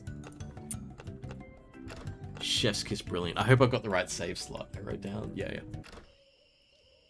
So, jumping to a certain point in the game where we've already learnt a little bit about sword fighting. So I didn't do the first training of sword fighting, but this is an example of me trying to become a pirate by getting a rubber stamp of approval. It's not a rubber stamp, but a seal of approval from each of these different pirate masters.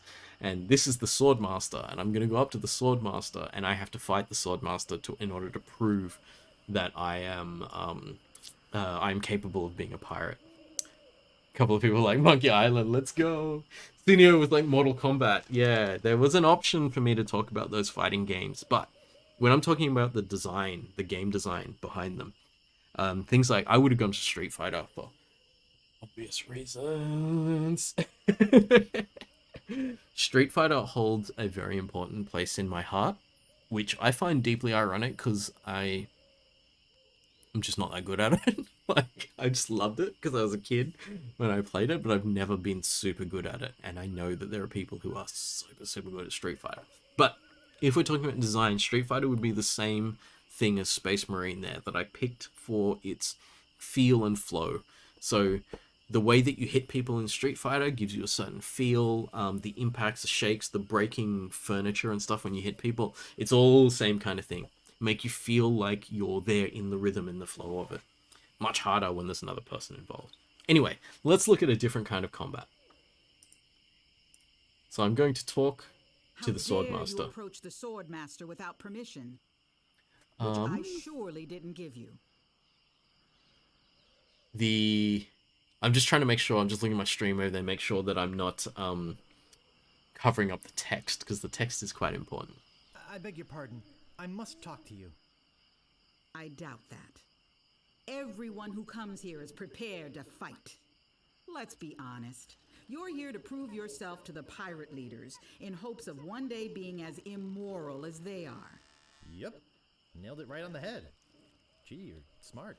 I love can the tell comedy by in the this game as well. sarcastic expression on your face that you've been fully trained by Captain Smirk. Let's get this over with. I will milk Swords are out, every drop of but my blood hands aren't even on the from keyboard. It's not an action game. So, I should have been listening just then. Oops. So the beauty of this, and I love it, I love the way they do the sword fighting in this game. It doesn't matter how good you are with the sword. It's the insults that you give the other person while you're sword fighting is the way that you win the sword fight. So we would go through here. I didn't hear what she said, so I don't know. You have to get the right response. I have so many different possible responses here that I could make, and it's based on me reflecting their insults back at them in the right way. So I didn't hear it, so I'm just going to give a generic one, so you see what happens if I lose. I am rubber, you are glue. And they do that, and I get pushed back. So I can see... clever moves that can help you now. So she said there are no clever moves that can help you now. And so if I will probably have the right response somewhere in my list here that is the right response that counters that insult and then makes me kind of win that point. So what did she say? There are no clever moves that can help you now.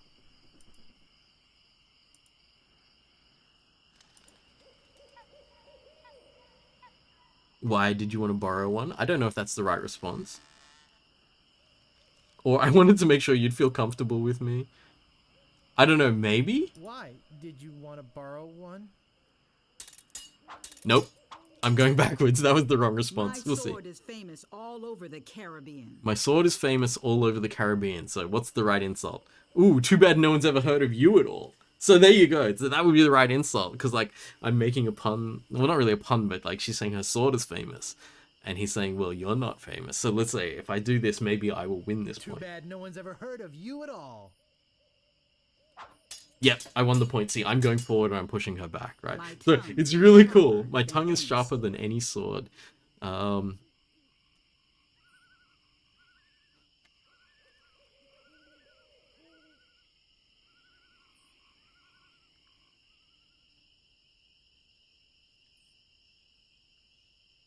I know this one because it's the famous one. How appropriate, you fight like a cow. Because if someone says you fight like a dairy farmer, and then the answer is how appropriate, you fight like a cow.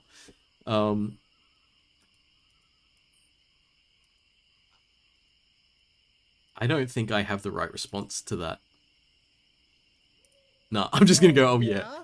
So I think that at this point in the game, I maybe haven't learnt all the responses yet. Like, I may have to lose the fight a few times hearing those insults in order for them to appear there. What did she say? My hands are covered in blood. So you got that job as a janitor after all. Maybe that's it. Oh, this might be a good response. So she said, my last fight, my hands were covered in blood. And the response might be, I hope now you've learned to stop picking your nose. I'm going to say this one. I don't know if it's the right answer. To stop picking your nose. Oh, it was the right answer. No one will ever See, and it's just really fun because it's like this kind of like, you win by being witty. And this is combat, right? And it's so different from the last example, which is why I put these two together. Because combat design can be done in so many different ways. And this is quite fun and quite like, I knew the right thing to say, even while being completely kind of non-action oriented. And in a game which is all about comedic storytelling, there is nothing better than this for your fighting. And it's just, must take my hat off to the ingenuity in coming up with this idea. Because this was an idea that was forced upon people who at that point in time did not have a game engine that could do real-time fighting. But they needed fighting to, like, sword fighting, swashbuckling to be in the game, and so they came up with this. It's nearly like sometimes this happens a lot with in creative circles. If you take your toys away and you're forced to create with very little, sometimes that's where the best ideas come from.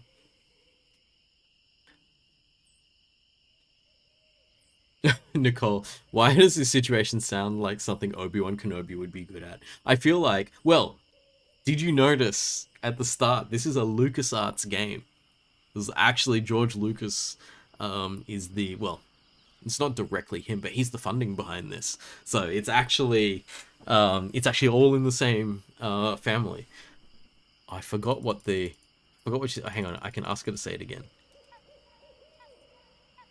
Could you repeat that? Didn't quite get it. That? I didn't quite get it. No one will ever catch me fighting as badly as you do. No one will ever catch me fighting as badly as you do. Go back to the top.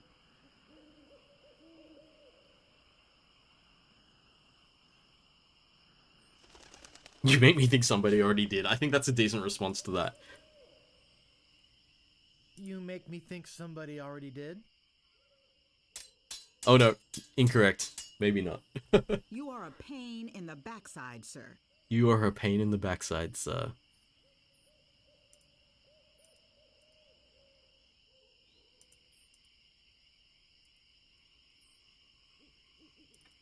I don't know what my response should be.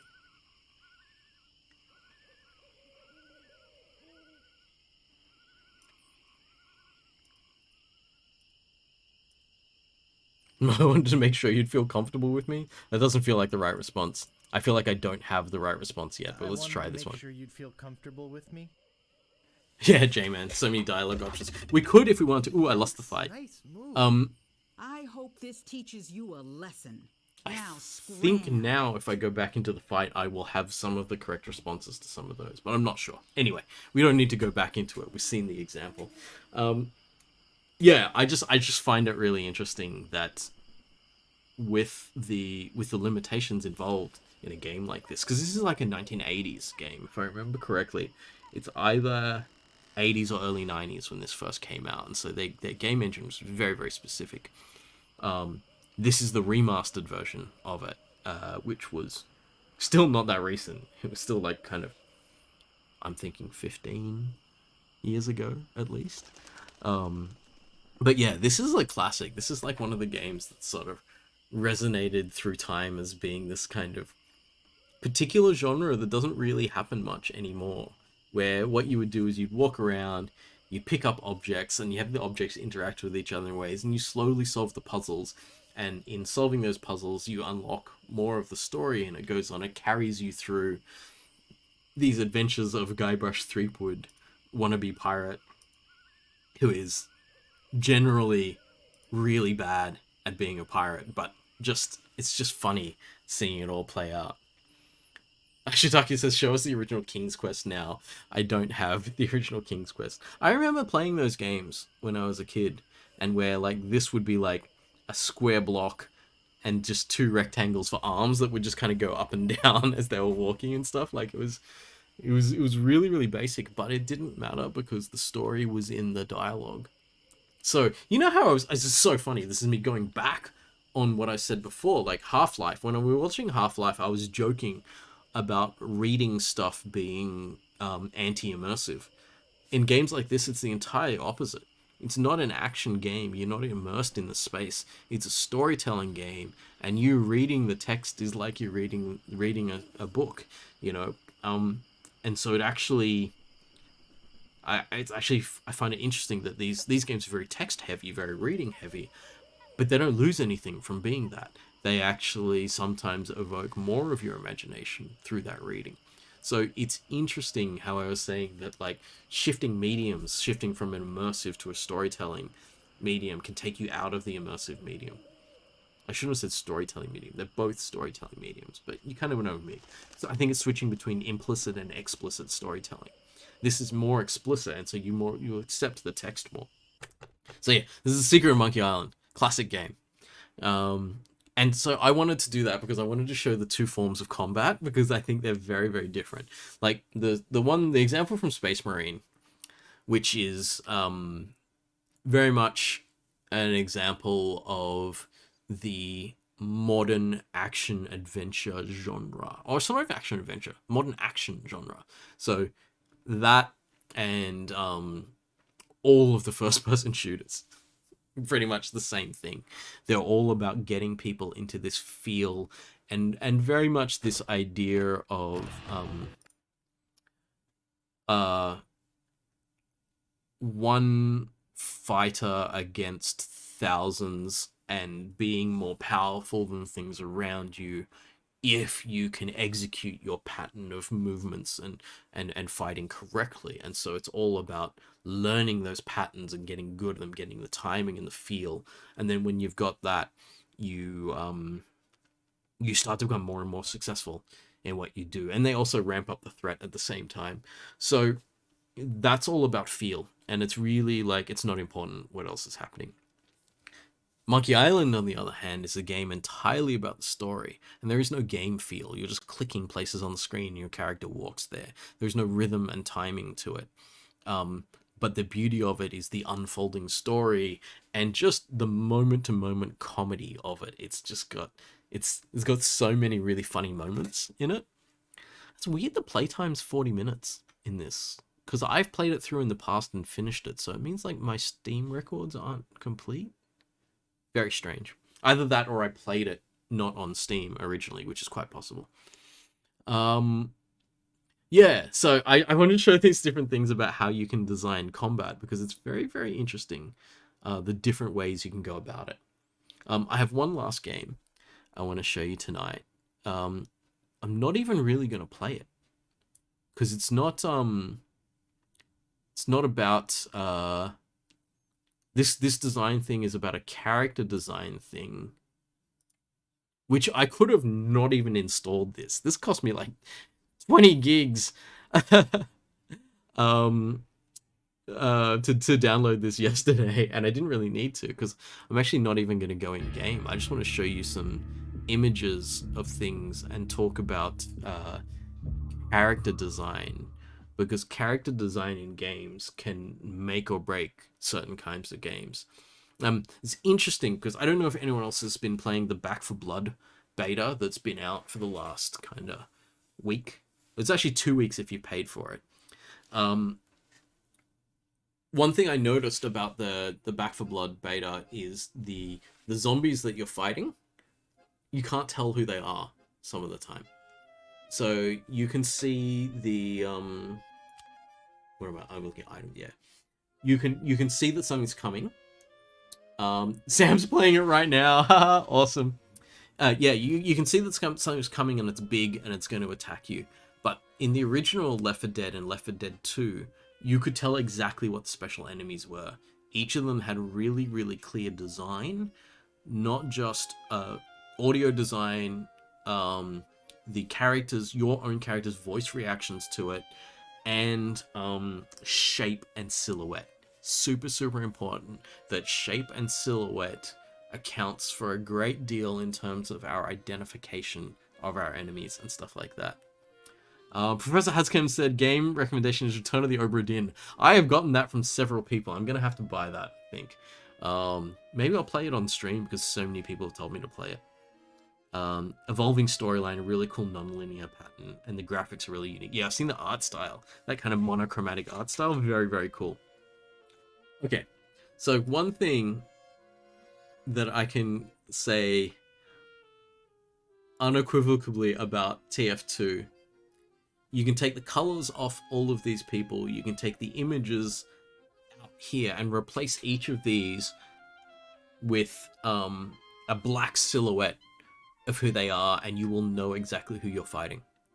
So each one has a stance, a movement, a silhouette, and just kind of they're also different sizes. They're not exactly the size they are here. In the corner of your eye, you can tell exactly who you're up against in Team Fortress 2. So the character designs are super important to give each one of them a personality and each one a particular kind of, you could tell exactly who they are. And it's interesting because some of them have really similar kind of build characteristics, like the spy, the sniper, and the medic are all just this kind of, and I think also the scout. In a sense, the scout's a bit shorter, but they're all this kind of similar build, similar kind of character. But a lot of things have been done specifically to break up their silhouette and make them look different. So the medic has been given a coat and a backpack and these big gloves. It brings the focus point of where you're looking differently. So you actually focus in here on them. The sniper has the colored shirt, but also they've always got like the gun up and the hat. The focus is high. So your eyes are actually drawn to a different part of the model. And that gives you a different feel. The spy is different. Spy is just sort of in a suit. But because the others have particular focal points and the spy doesn't, that also makes that work. The spy also spends a whole lot of time not looking like themselves anyway, tricking people into seeing a different silhouette. The beauty is not just in the visuals here. It's not just about identifying things really easily. The play style for every single class is massively distinct from each other. Also, you may be wondering why I went to TF2 when I could have gone to, say, Overwatch. I could have gone to some of the MOBAs. Most of the MOBAs have too many characters, but you can still kind of tell who they are from a distance because they're differing silhouettes and things. I go to TF2 because it was one of the earliest games to do this, especially in this genre. Like, we always laughed when Overwatch came out. We laughed because Overwatch was a copy of TF2. That's what we said. It's not. It's a different game. It's got its own feel and its own things. But I think TF2 set the groundwork for the possibility for games like Overwatch to exist in the future. And you could even say some of the current big games, I guess, Apex Legends, Valorant, and stuff, they owe a lot to TF2. But Overwatch owes more to TF2 than those other games do. I think Valorant owes a lot to CSGO. Well, not CSGO, but Counter-Strike in general. Yeah. So Shitaka's saying that you think in League of Legends, the devs have a rule whenever they make a new skin for a champion, they have to keep the overall silhouette similar to the original so you can recognize them at a glance. Definitely. J-Man, TF2, the game about buying overpriced hats. It's so, ooh, pending alerts. I don't care about the alerts, thank you. Oh, maybe I'll check. I have new items, great. I have some items in this game that are so old. I don't even know if they exist anymore, but I don't know if they're worth anything. I could probably sell stuff on the store, but again, I don't care. And maybe some of that old stuff I want to keep just because it's old. Nicole, can you play Fall Guys? I think that would be really fun. I actually think that it'd be really fun for us to play Fall Guys as a stream. So we could think about that. I was actually thinking of like playing TF2 with everyone, but if I'm going to do something like that, I will ping the Discord and tell people to download it in advance so that everyone can hop in. But next time Fall Guys goes on sale, we'll think about that, because I think that would be a really funny game to play in a group. But anyway, not only is the character design from their visuals, they allow you to see who you want to target and stuff like that. I say you always target them, but anyway. And them, because they're going to score the objectives and they're easy to kill. The design of how they play is all really starkly different from each other. Up until this point, with a lot of games, even Team Fortress 1, which was like a Half-Life mod. Half-Life or Quake mod. I think it started off life as a Half-Life mod, and then it moved to the Quake 3 engine. Don't quote me on that, I can't remember.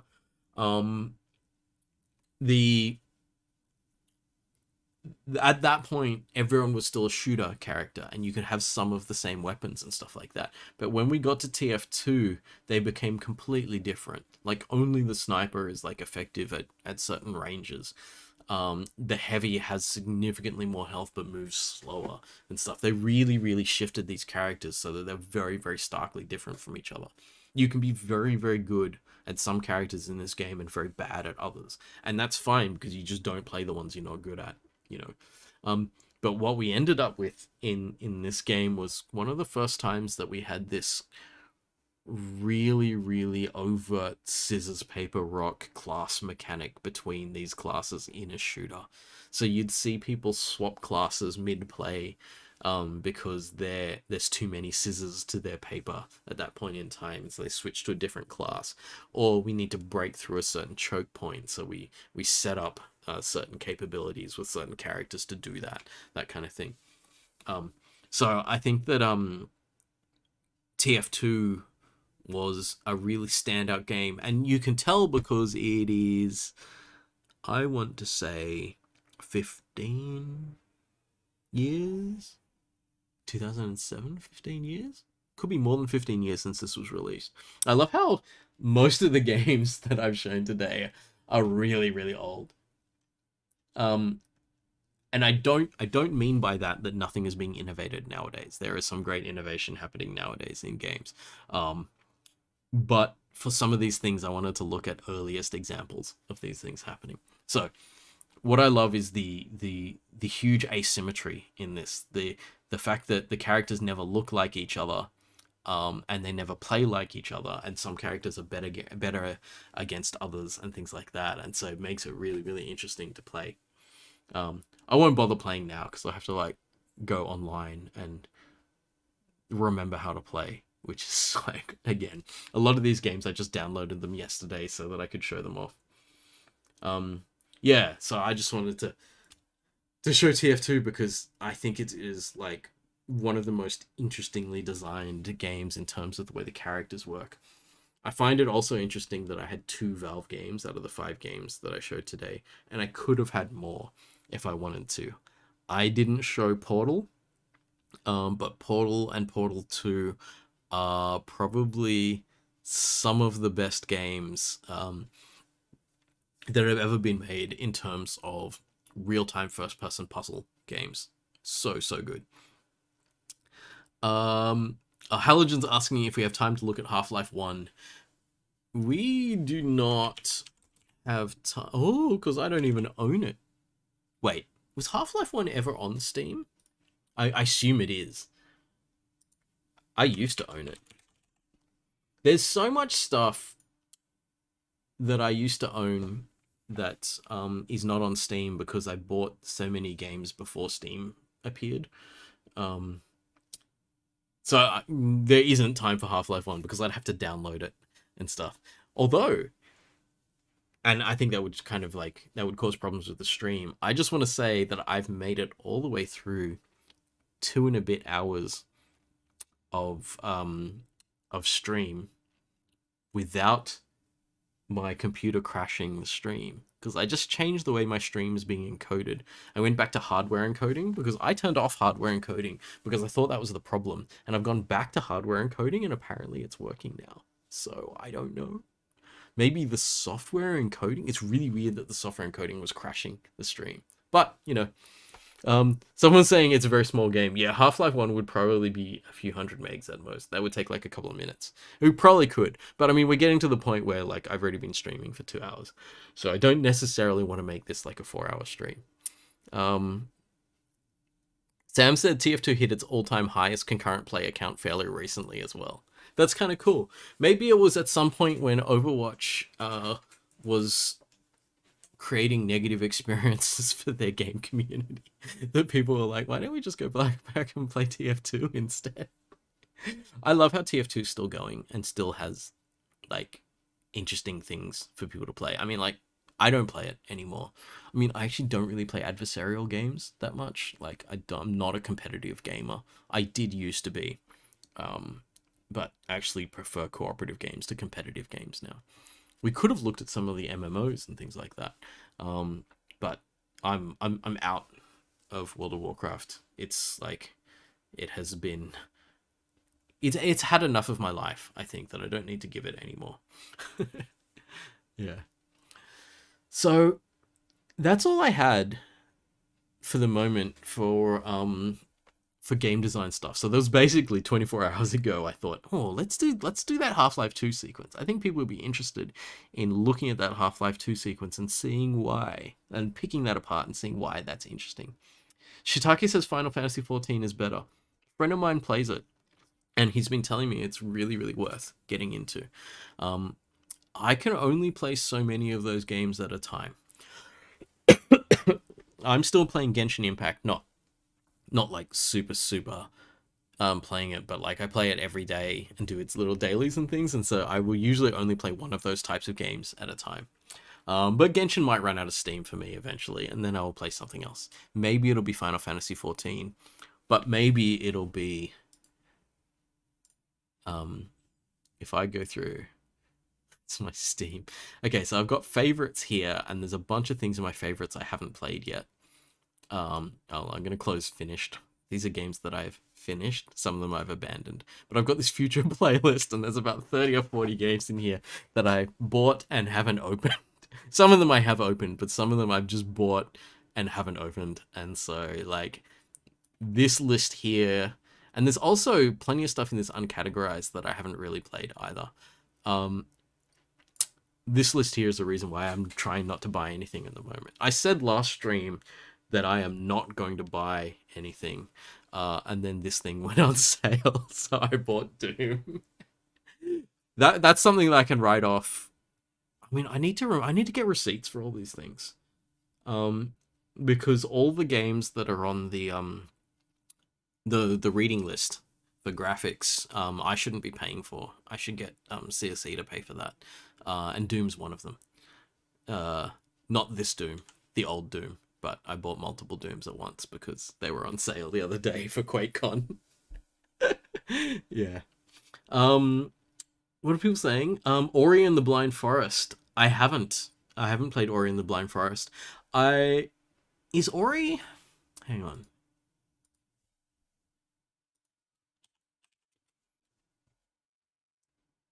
Ori and the Will of the Wisps? It's a 2D... side-scrolling platformer, yeah? Not exactly a platformer. But it is a 2D side-scrolling thing, yeah. I'm really weird about those games. I loved Sonic as a kid, but I've never finished a single Mario game, and platformers never quite work for me. I don't know why, and I don't know if that's just me as the problem now, that I haven't played them for so long that now, like, I feel like my skill level is so far below them. But always when I see a 2D side-scrolling platformer, I always step back a little, even though it's got this like overwhelmingly positive reviews and stuff like that. Maybe I should get over that and play it anyway. But again, it's just so easy for me to back off from a genre because there's so much good stuff in other genres anyway. I notice that heaps of my friends have got it as well, so maybe I probably should. Maybe I should. Yeah, and Halogen said, could be fun to put a bunch of games on a poll and get people to vote for it. I do have that document where we went through and I just wrote down everything that chat said, but it might be interesting to have it as like an actual vote for should play, because it's actually been a while since I just sort of sat down and played a game on stream. So, interesting. But yeah, Ori does look amazing. I do really like that art style. Alright, I'm going to put this on my wish list. Ooh, definitive edition. Oh, that's the only edition. Oh, this version is not. Please. Alright. I should have added this to my wish list. Let me go back and remove the other one from my wish list. Yeah, okay, good. Oh, it's only $8. That is super cheap. Anyway, I'm not just going to start buying stuff on stream. I haven't hit that level of streamer yet. Halogen said, if you don't vibe with platformers and Celeste. Anyway, Alex says it's a Metroidvania, so it's not exactly a platformer. But the 2D side-scrolling, I should just get into it, you know? I should, because there's no reason why I won't like it. Like, just because I haven't done well with a certain genre in the past doesn't mean I can't enjoy it. Like, you gotta step out of your comfort zone sometimes, especially when something is apparently this good. Like, I'll probably love it. But we'll get there sometime in the future. Gaben accepts your sacrifice. Yeah. So what could be cool? we'll take this to a Discord conversation over the next week in a while. So, is to look at games that I haven't played that people find interesting. So the games, like, we can put together a list of games that people want me to play. So the Obra Dinn has to go on there because people have said that a few times, but that's not the only game that people have said. And we'll go through and we'll see which one, and I'll get that game and I'll play it with no prior knowledge on stream. And so you'll see me, like the same way we did in Minecraft, you'll see me try to figure it out from the beginning, from nothing. Lecturer reacts, basically. I love the meme formats and stuff like that. Bubba is you. It sounds familiar. Have I looked this up before?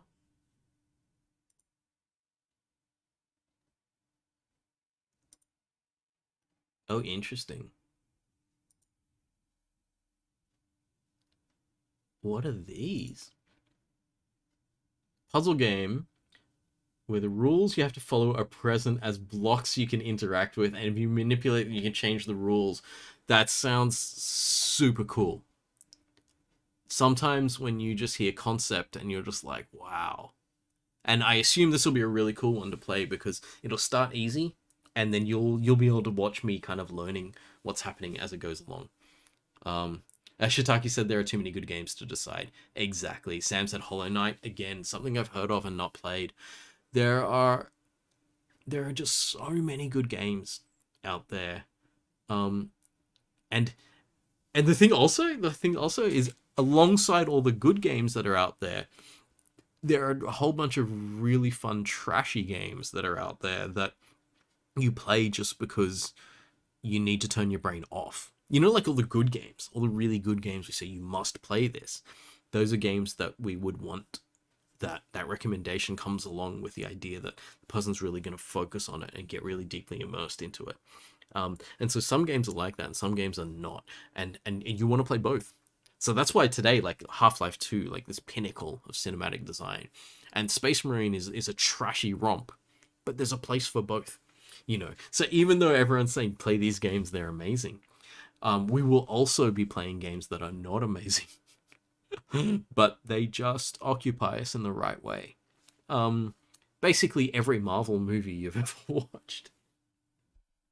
You know, those blockbusters where they entertain you, but they are not making your mind bigger. They're not opening your mind to new experiences or anything like that. You're not getting like a, I don't know, like an Interstellar moment or something. It's like, what? You know, or like a David Lynch movie or something like that. You know, you can't just watch them every day. But sometimes you want to watch something that's just chill and fun. And I think computer games are the same, which is why we go back and forth between different things. Sometimes I play games just because they've got the word Star Wars in them. You know, it's just like, it's not even good. I'm just going to play it though.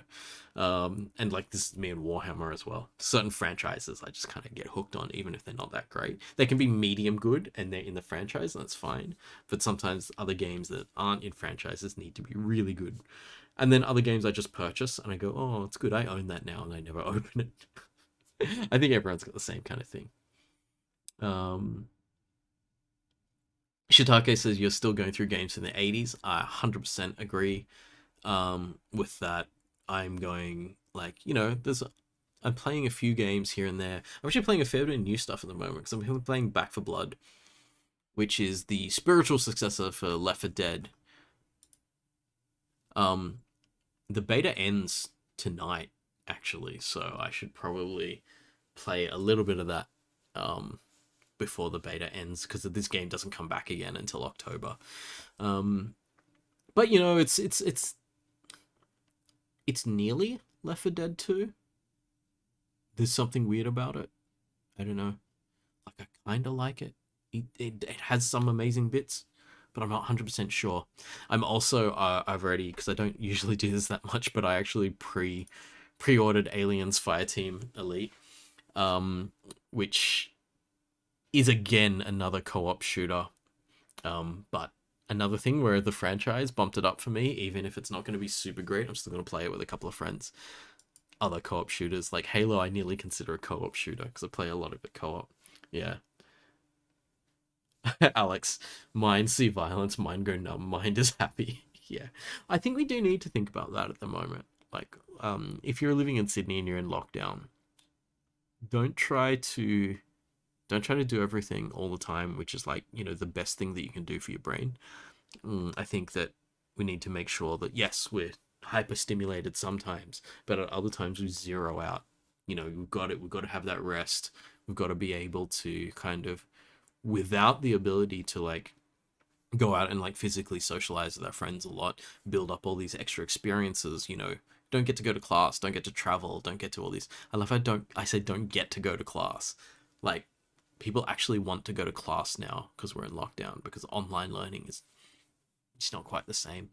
So what I'm saying is, do some things that are really stimulating, and other times do things that just occupy your time, and they just kind of happen, and it's okay. It's okay to be chill about that kind of stuff. Trent saying, is there any benefit to pre-ordering on Steam? I don't think so. Oh, well, Aliens did have some stuff. I can't remember. There was something that I got for pre-ordering, but I also was a bit silly, and I went for the expensive one with all the cosmetics in it. Back 4 Blood pre-order, I don't think that... I haven't actually pre-ordered it. I'm only in the beta. But the pre-order has something. I can't remember what it has. Yeah. J-Man, feeling I've basically not had a single in real life lesson since coming to uni. I'm sorry that has happened. Not much any of us can do about it, unfortunately, but that is the way of it for the moment. Hopefully at some point you'll get to... I hope that there are people who... There aren't any people who end up doing online learning their whole way through uni. I think it's going to happen. I think we have anyone who's an international student who started early 2020 and didn't get to Australia for it, they're probably going to end up online for their entire degree. It happens. It's going to happen to some of you, but I hope that a lot of people will get to experience campus life in some way at some point. But, what can I do? It's not up to me. Yeah. Trent said that was you with Persona 5 Strikers, paid $40 for a few extra music tracks and PNGs and 3 days early access. Hey, 3 days, you could finish a whole game in 3 days if you're really committed. Not saying that you should, but you can. Yeah. Sam said you spent last year in Victoria's lockdown and now this year in New South Wales lockdown. Sam, stop being the plague bearer. Nicole said you majorly regret choosing online uni for term 2 and 3 last year. Glad you got term 1 on campus this year though. Yeah, there was a little window where on campus happened. I think before Delta hit Australia, and we had a really, really good control over the initial strain of COVID. Is that called Alpha? I don't know if the initial strain's called Alpha or not. But yeah, there was a moment where we looked really good, and now things are a little bit shaky. But we'll see how we go. I think that the world is shifting towards the idea that COVID is becoming a permanent thing. It's going to be a disease like measles that like we can't get rid of. It's just permanent part of humanity, and we just have to get better vaccines, or even just the vaccines we have, I don't know, or even better vaccines that can really kind of stop this thing from affecting us at all. And then maybe we will go back to normal. What the fuck even is normal? I think after several years of lockdown, which is like what we're looking at here, we're not going to know what normal is when we go back. So we'll just see what happens, I guess. I don't want to be too like kind of depressed about these things. I think that a lot of people are coming here to this stream to escape from reality of life, and so it's probably better that I don't talk about stuff like that and just talk about games instead. But anyway, Alex said, yeah, first time was really nice. I think there was a moment that I really enjoyed where I went to one of the barbecues, and I just went, and all of us had like masks off. There was 300 people at a CSC Sock barbecue, all masks off, just talking to each other. and stuff. If we did that now, we would be a super spreader event, and like, 30-40% of people would be infected by the end of the day. But like back then there was literally no COVID in Sydney, and we were like, well, apart from in hotel quarantine, but like we were so chill and we were just like hanging out.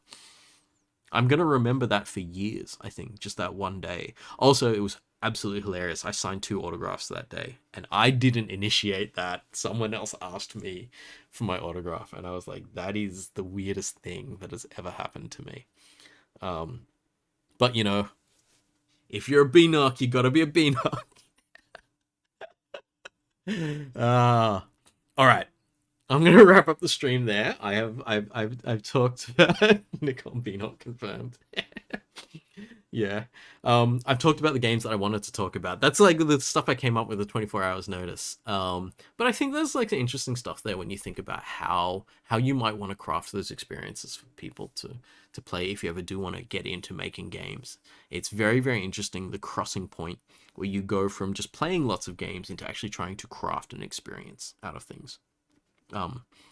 If you're interested in doing that kind of stuff, I suggest hopping into either Unity or Unreal game engines and just playing around with their tutorials and things. You can get a long way in with a lot of pre-made stuff that then you start tweaking to your own feel. Yeah. Alex, I know I've made it if someone sells my whatchamacallit, sells my autographs. That would just be so weird. Here comes the new Beanock Challenger VTuber. That's Bridget. That I laughed so hard when I saw that. She's tutored for me for quite a bit in 1511, but I think she also did some of the 25 or 1521. I can't remember. She's tutored a bunch of stuff in CSE. When I saw that, I laughed so hard, and I was like, I pinged her, and I just went, "Tell me how to do this." I want to like turn up to a lecture as my favorite Genshin character. I think that would be so funny. I'll do it eventually. I'm not planning on doing it anytime soon. I need to let it die down. I don't want to just kind of hop on the bandwagon when it's Bridget's thing. But at some point I will do it. Maybe for this stream I'll do it, because it'll be funnier on this stream than for an official lecture. Anyway, I'm gonna wrap it up here. Thank you all for coming along. I hope you've enjoyed the games that we've shown here. I apologize that Chicken didn't come along for the stream. She's probably just asleep somewhere else in the house. I will maybe I'll send some Chicken photos or videos to the Discord. I assume everyone here is on the Discord. If not, let me... Where is it? There it is. I will send the link now.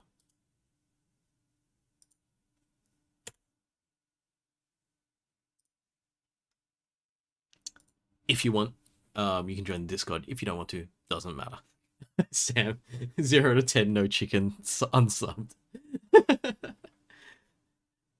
Senior said, "What a chicken!" Chicken is my cat, and my cat got really famous in our lectures once we went online in 2020, because she would just like walk across the screen, and people started wanting to see her more than me, which I can understand, frankly. I want to see her more than me as well. But anyway, okay, we're going to wrap it up there. Thank you all. See you next week. We'll talk on Discord about next week, because next week I might talk about what projects students might want to do in their spare time. And I might start setting up the idea of like, I play a game that I've never seen before, that I know nothing about, and show you my experience of learning it as we go. So we'll look at those things as content coming up, which is a good idea because I've run out of ideas for content. So it's good that you're coming up with ideas of things you want to see me do. All right. See you all next week.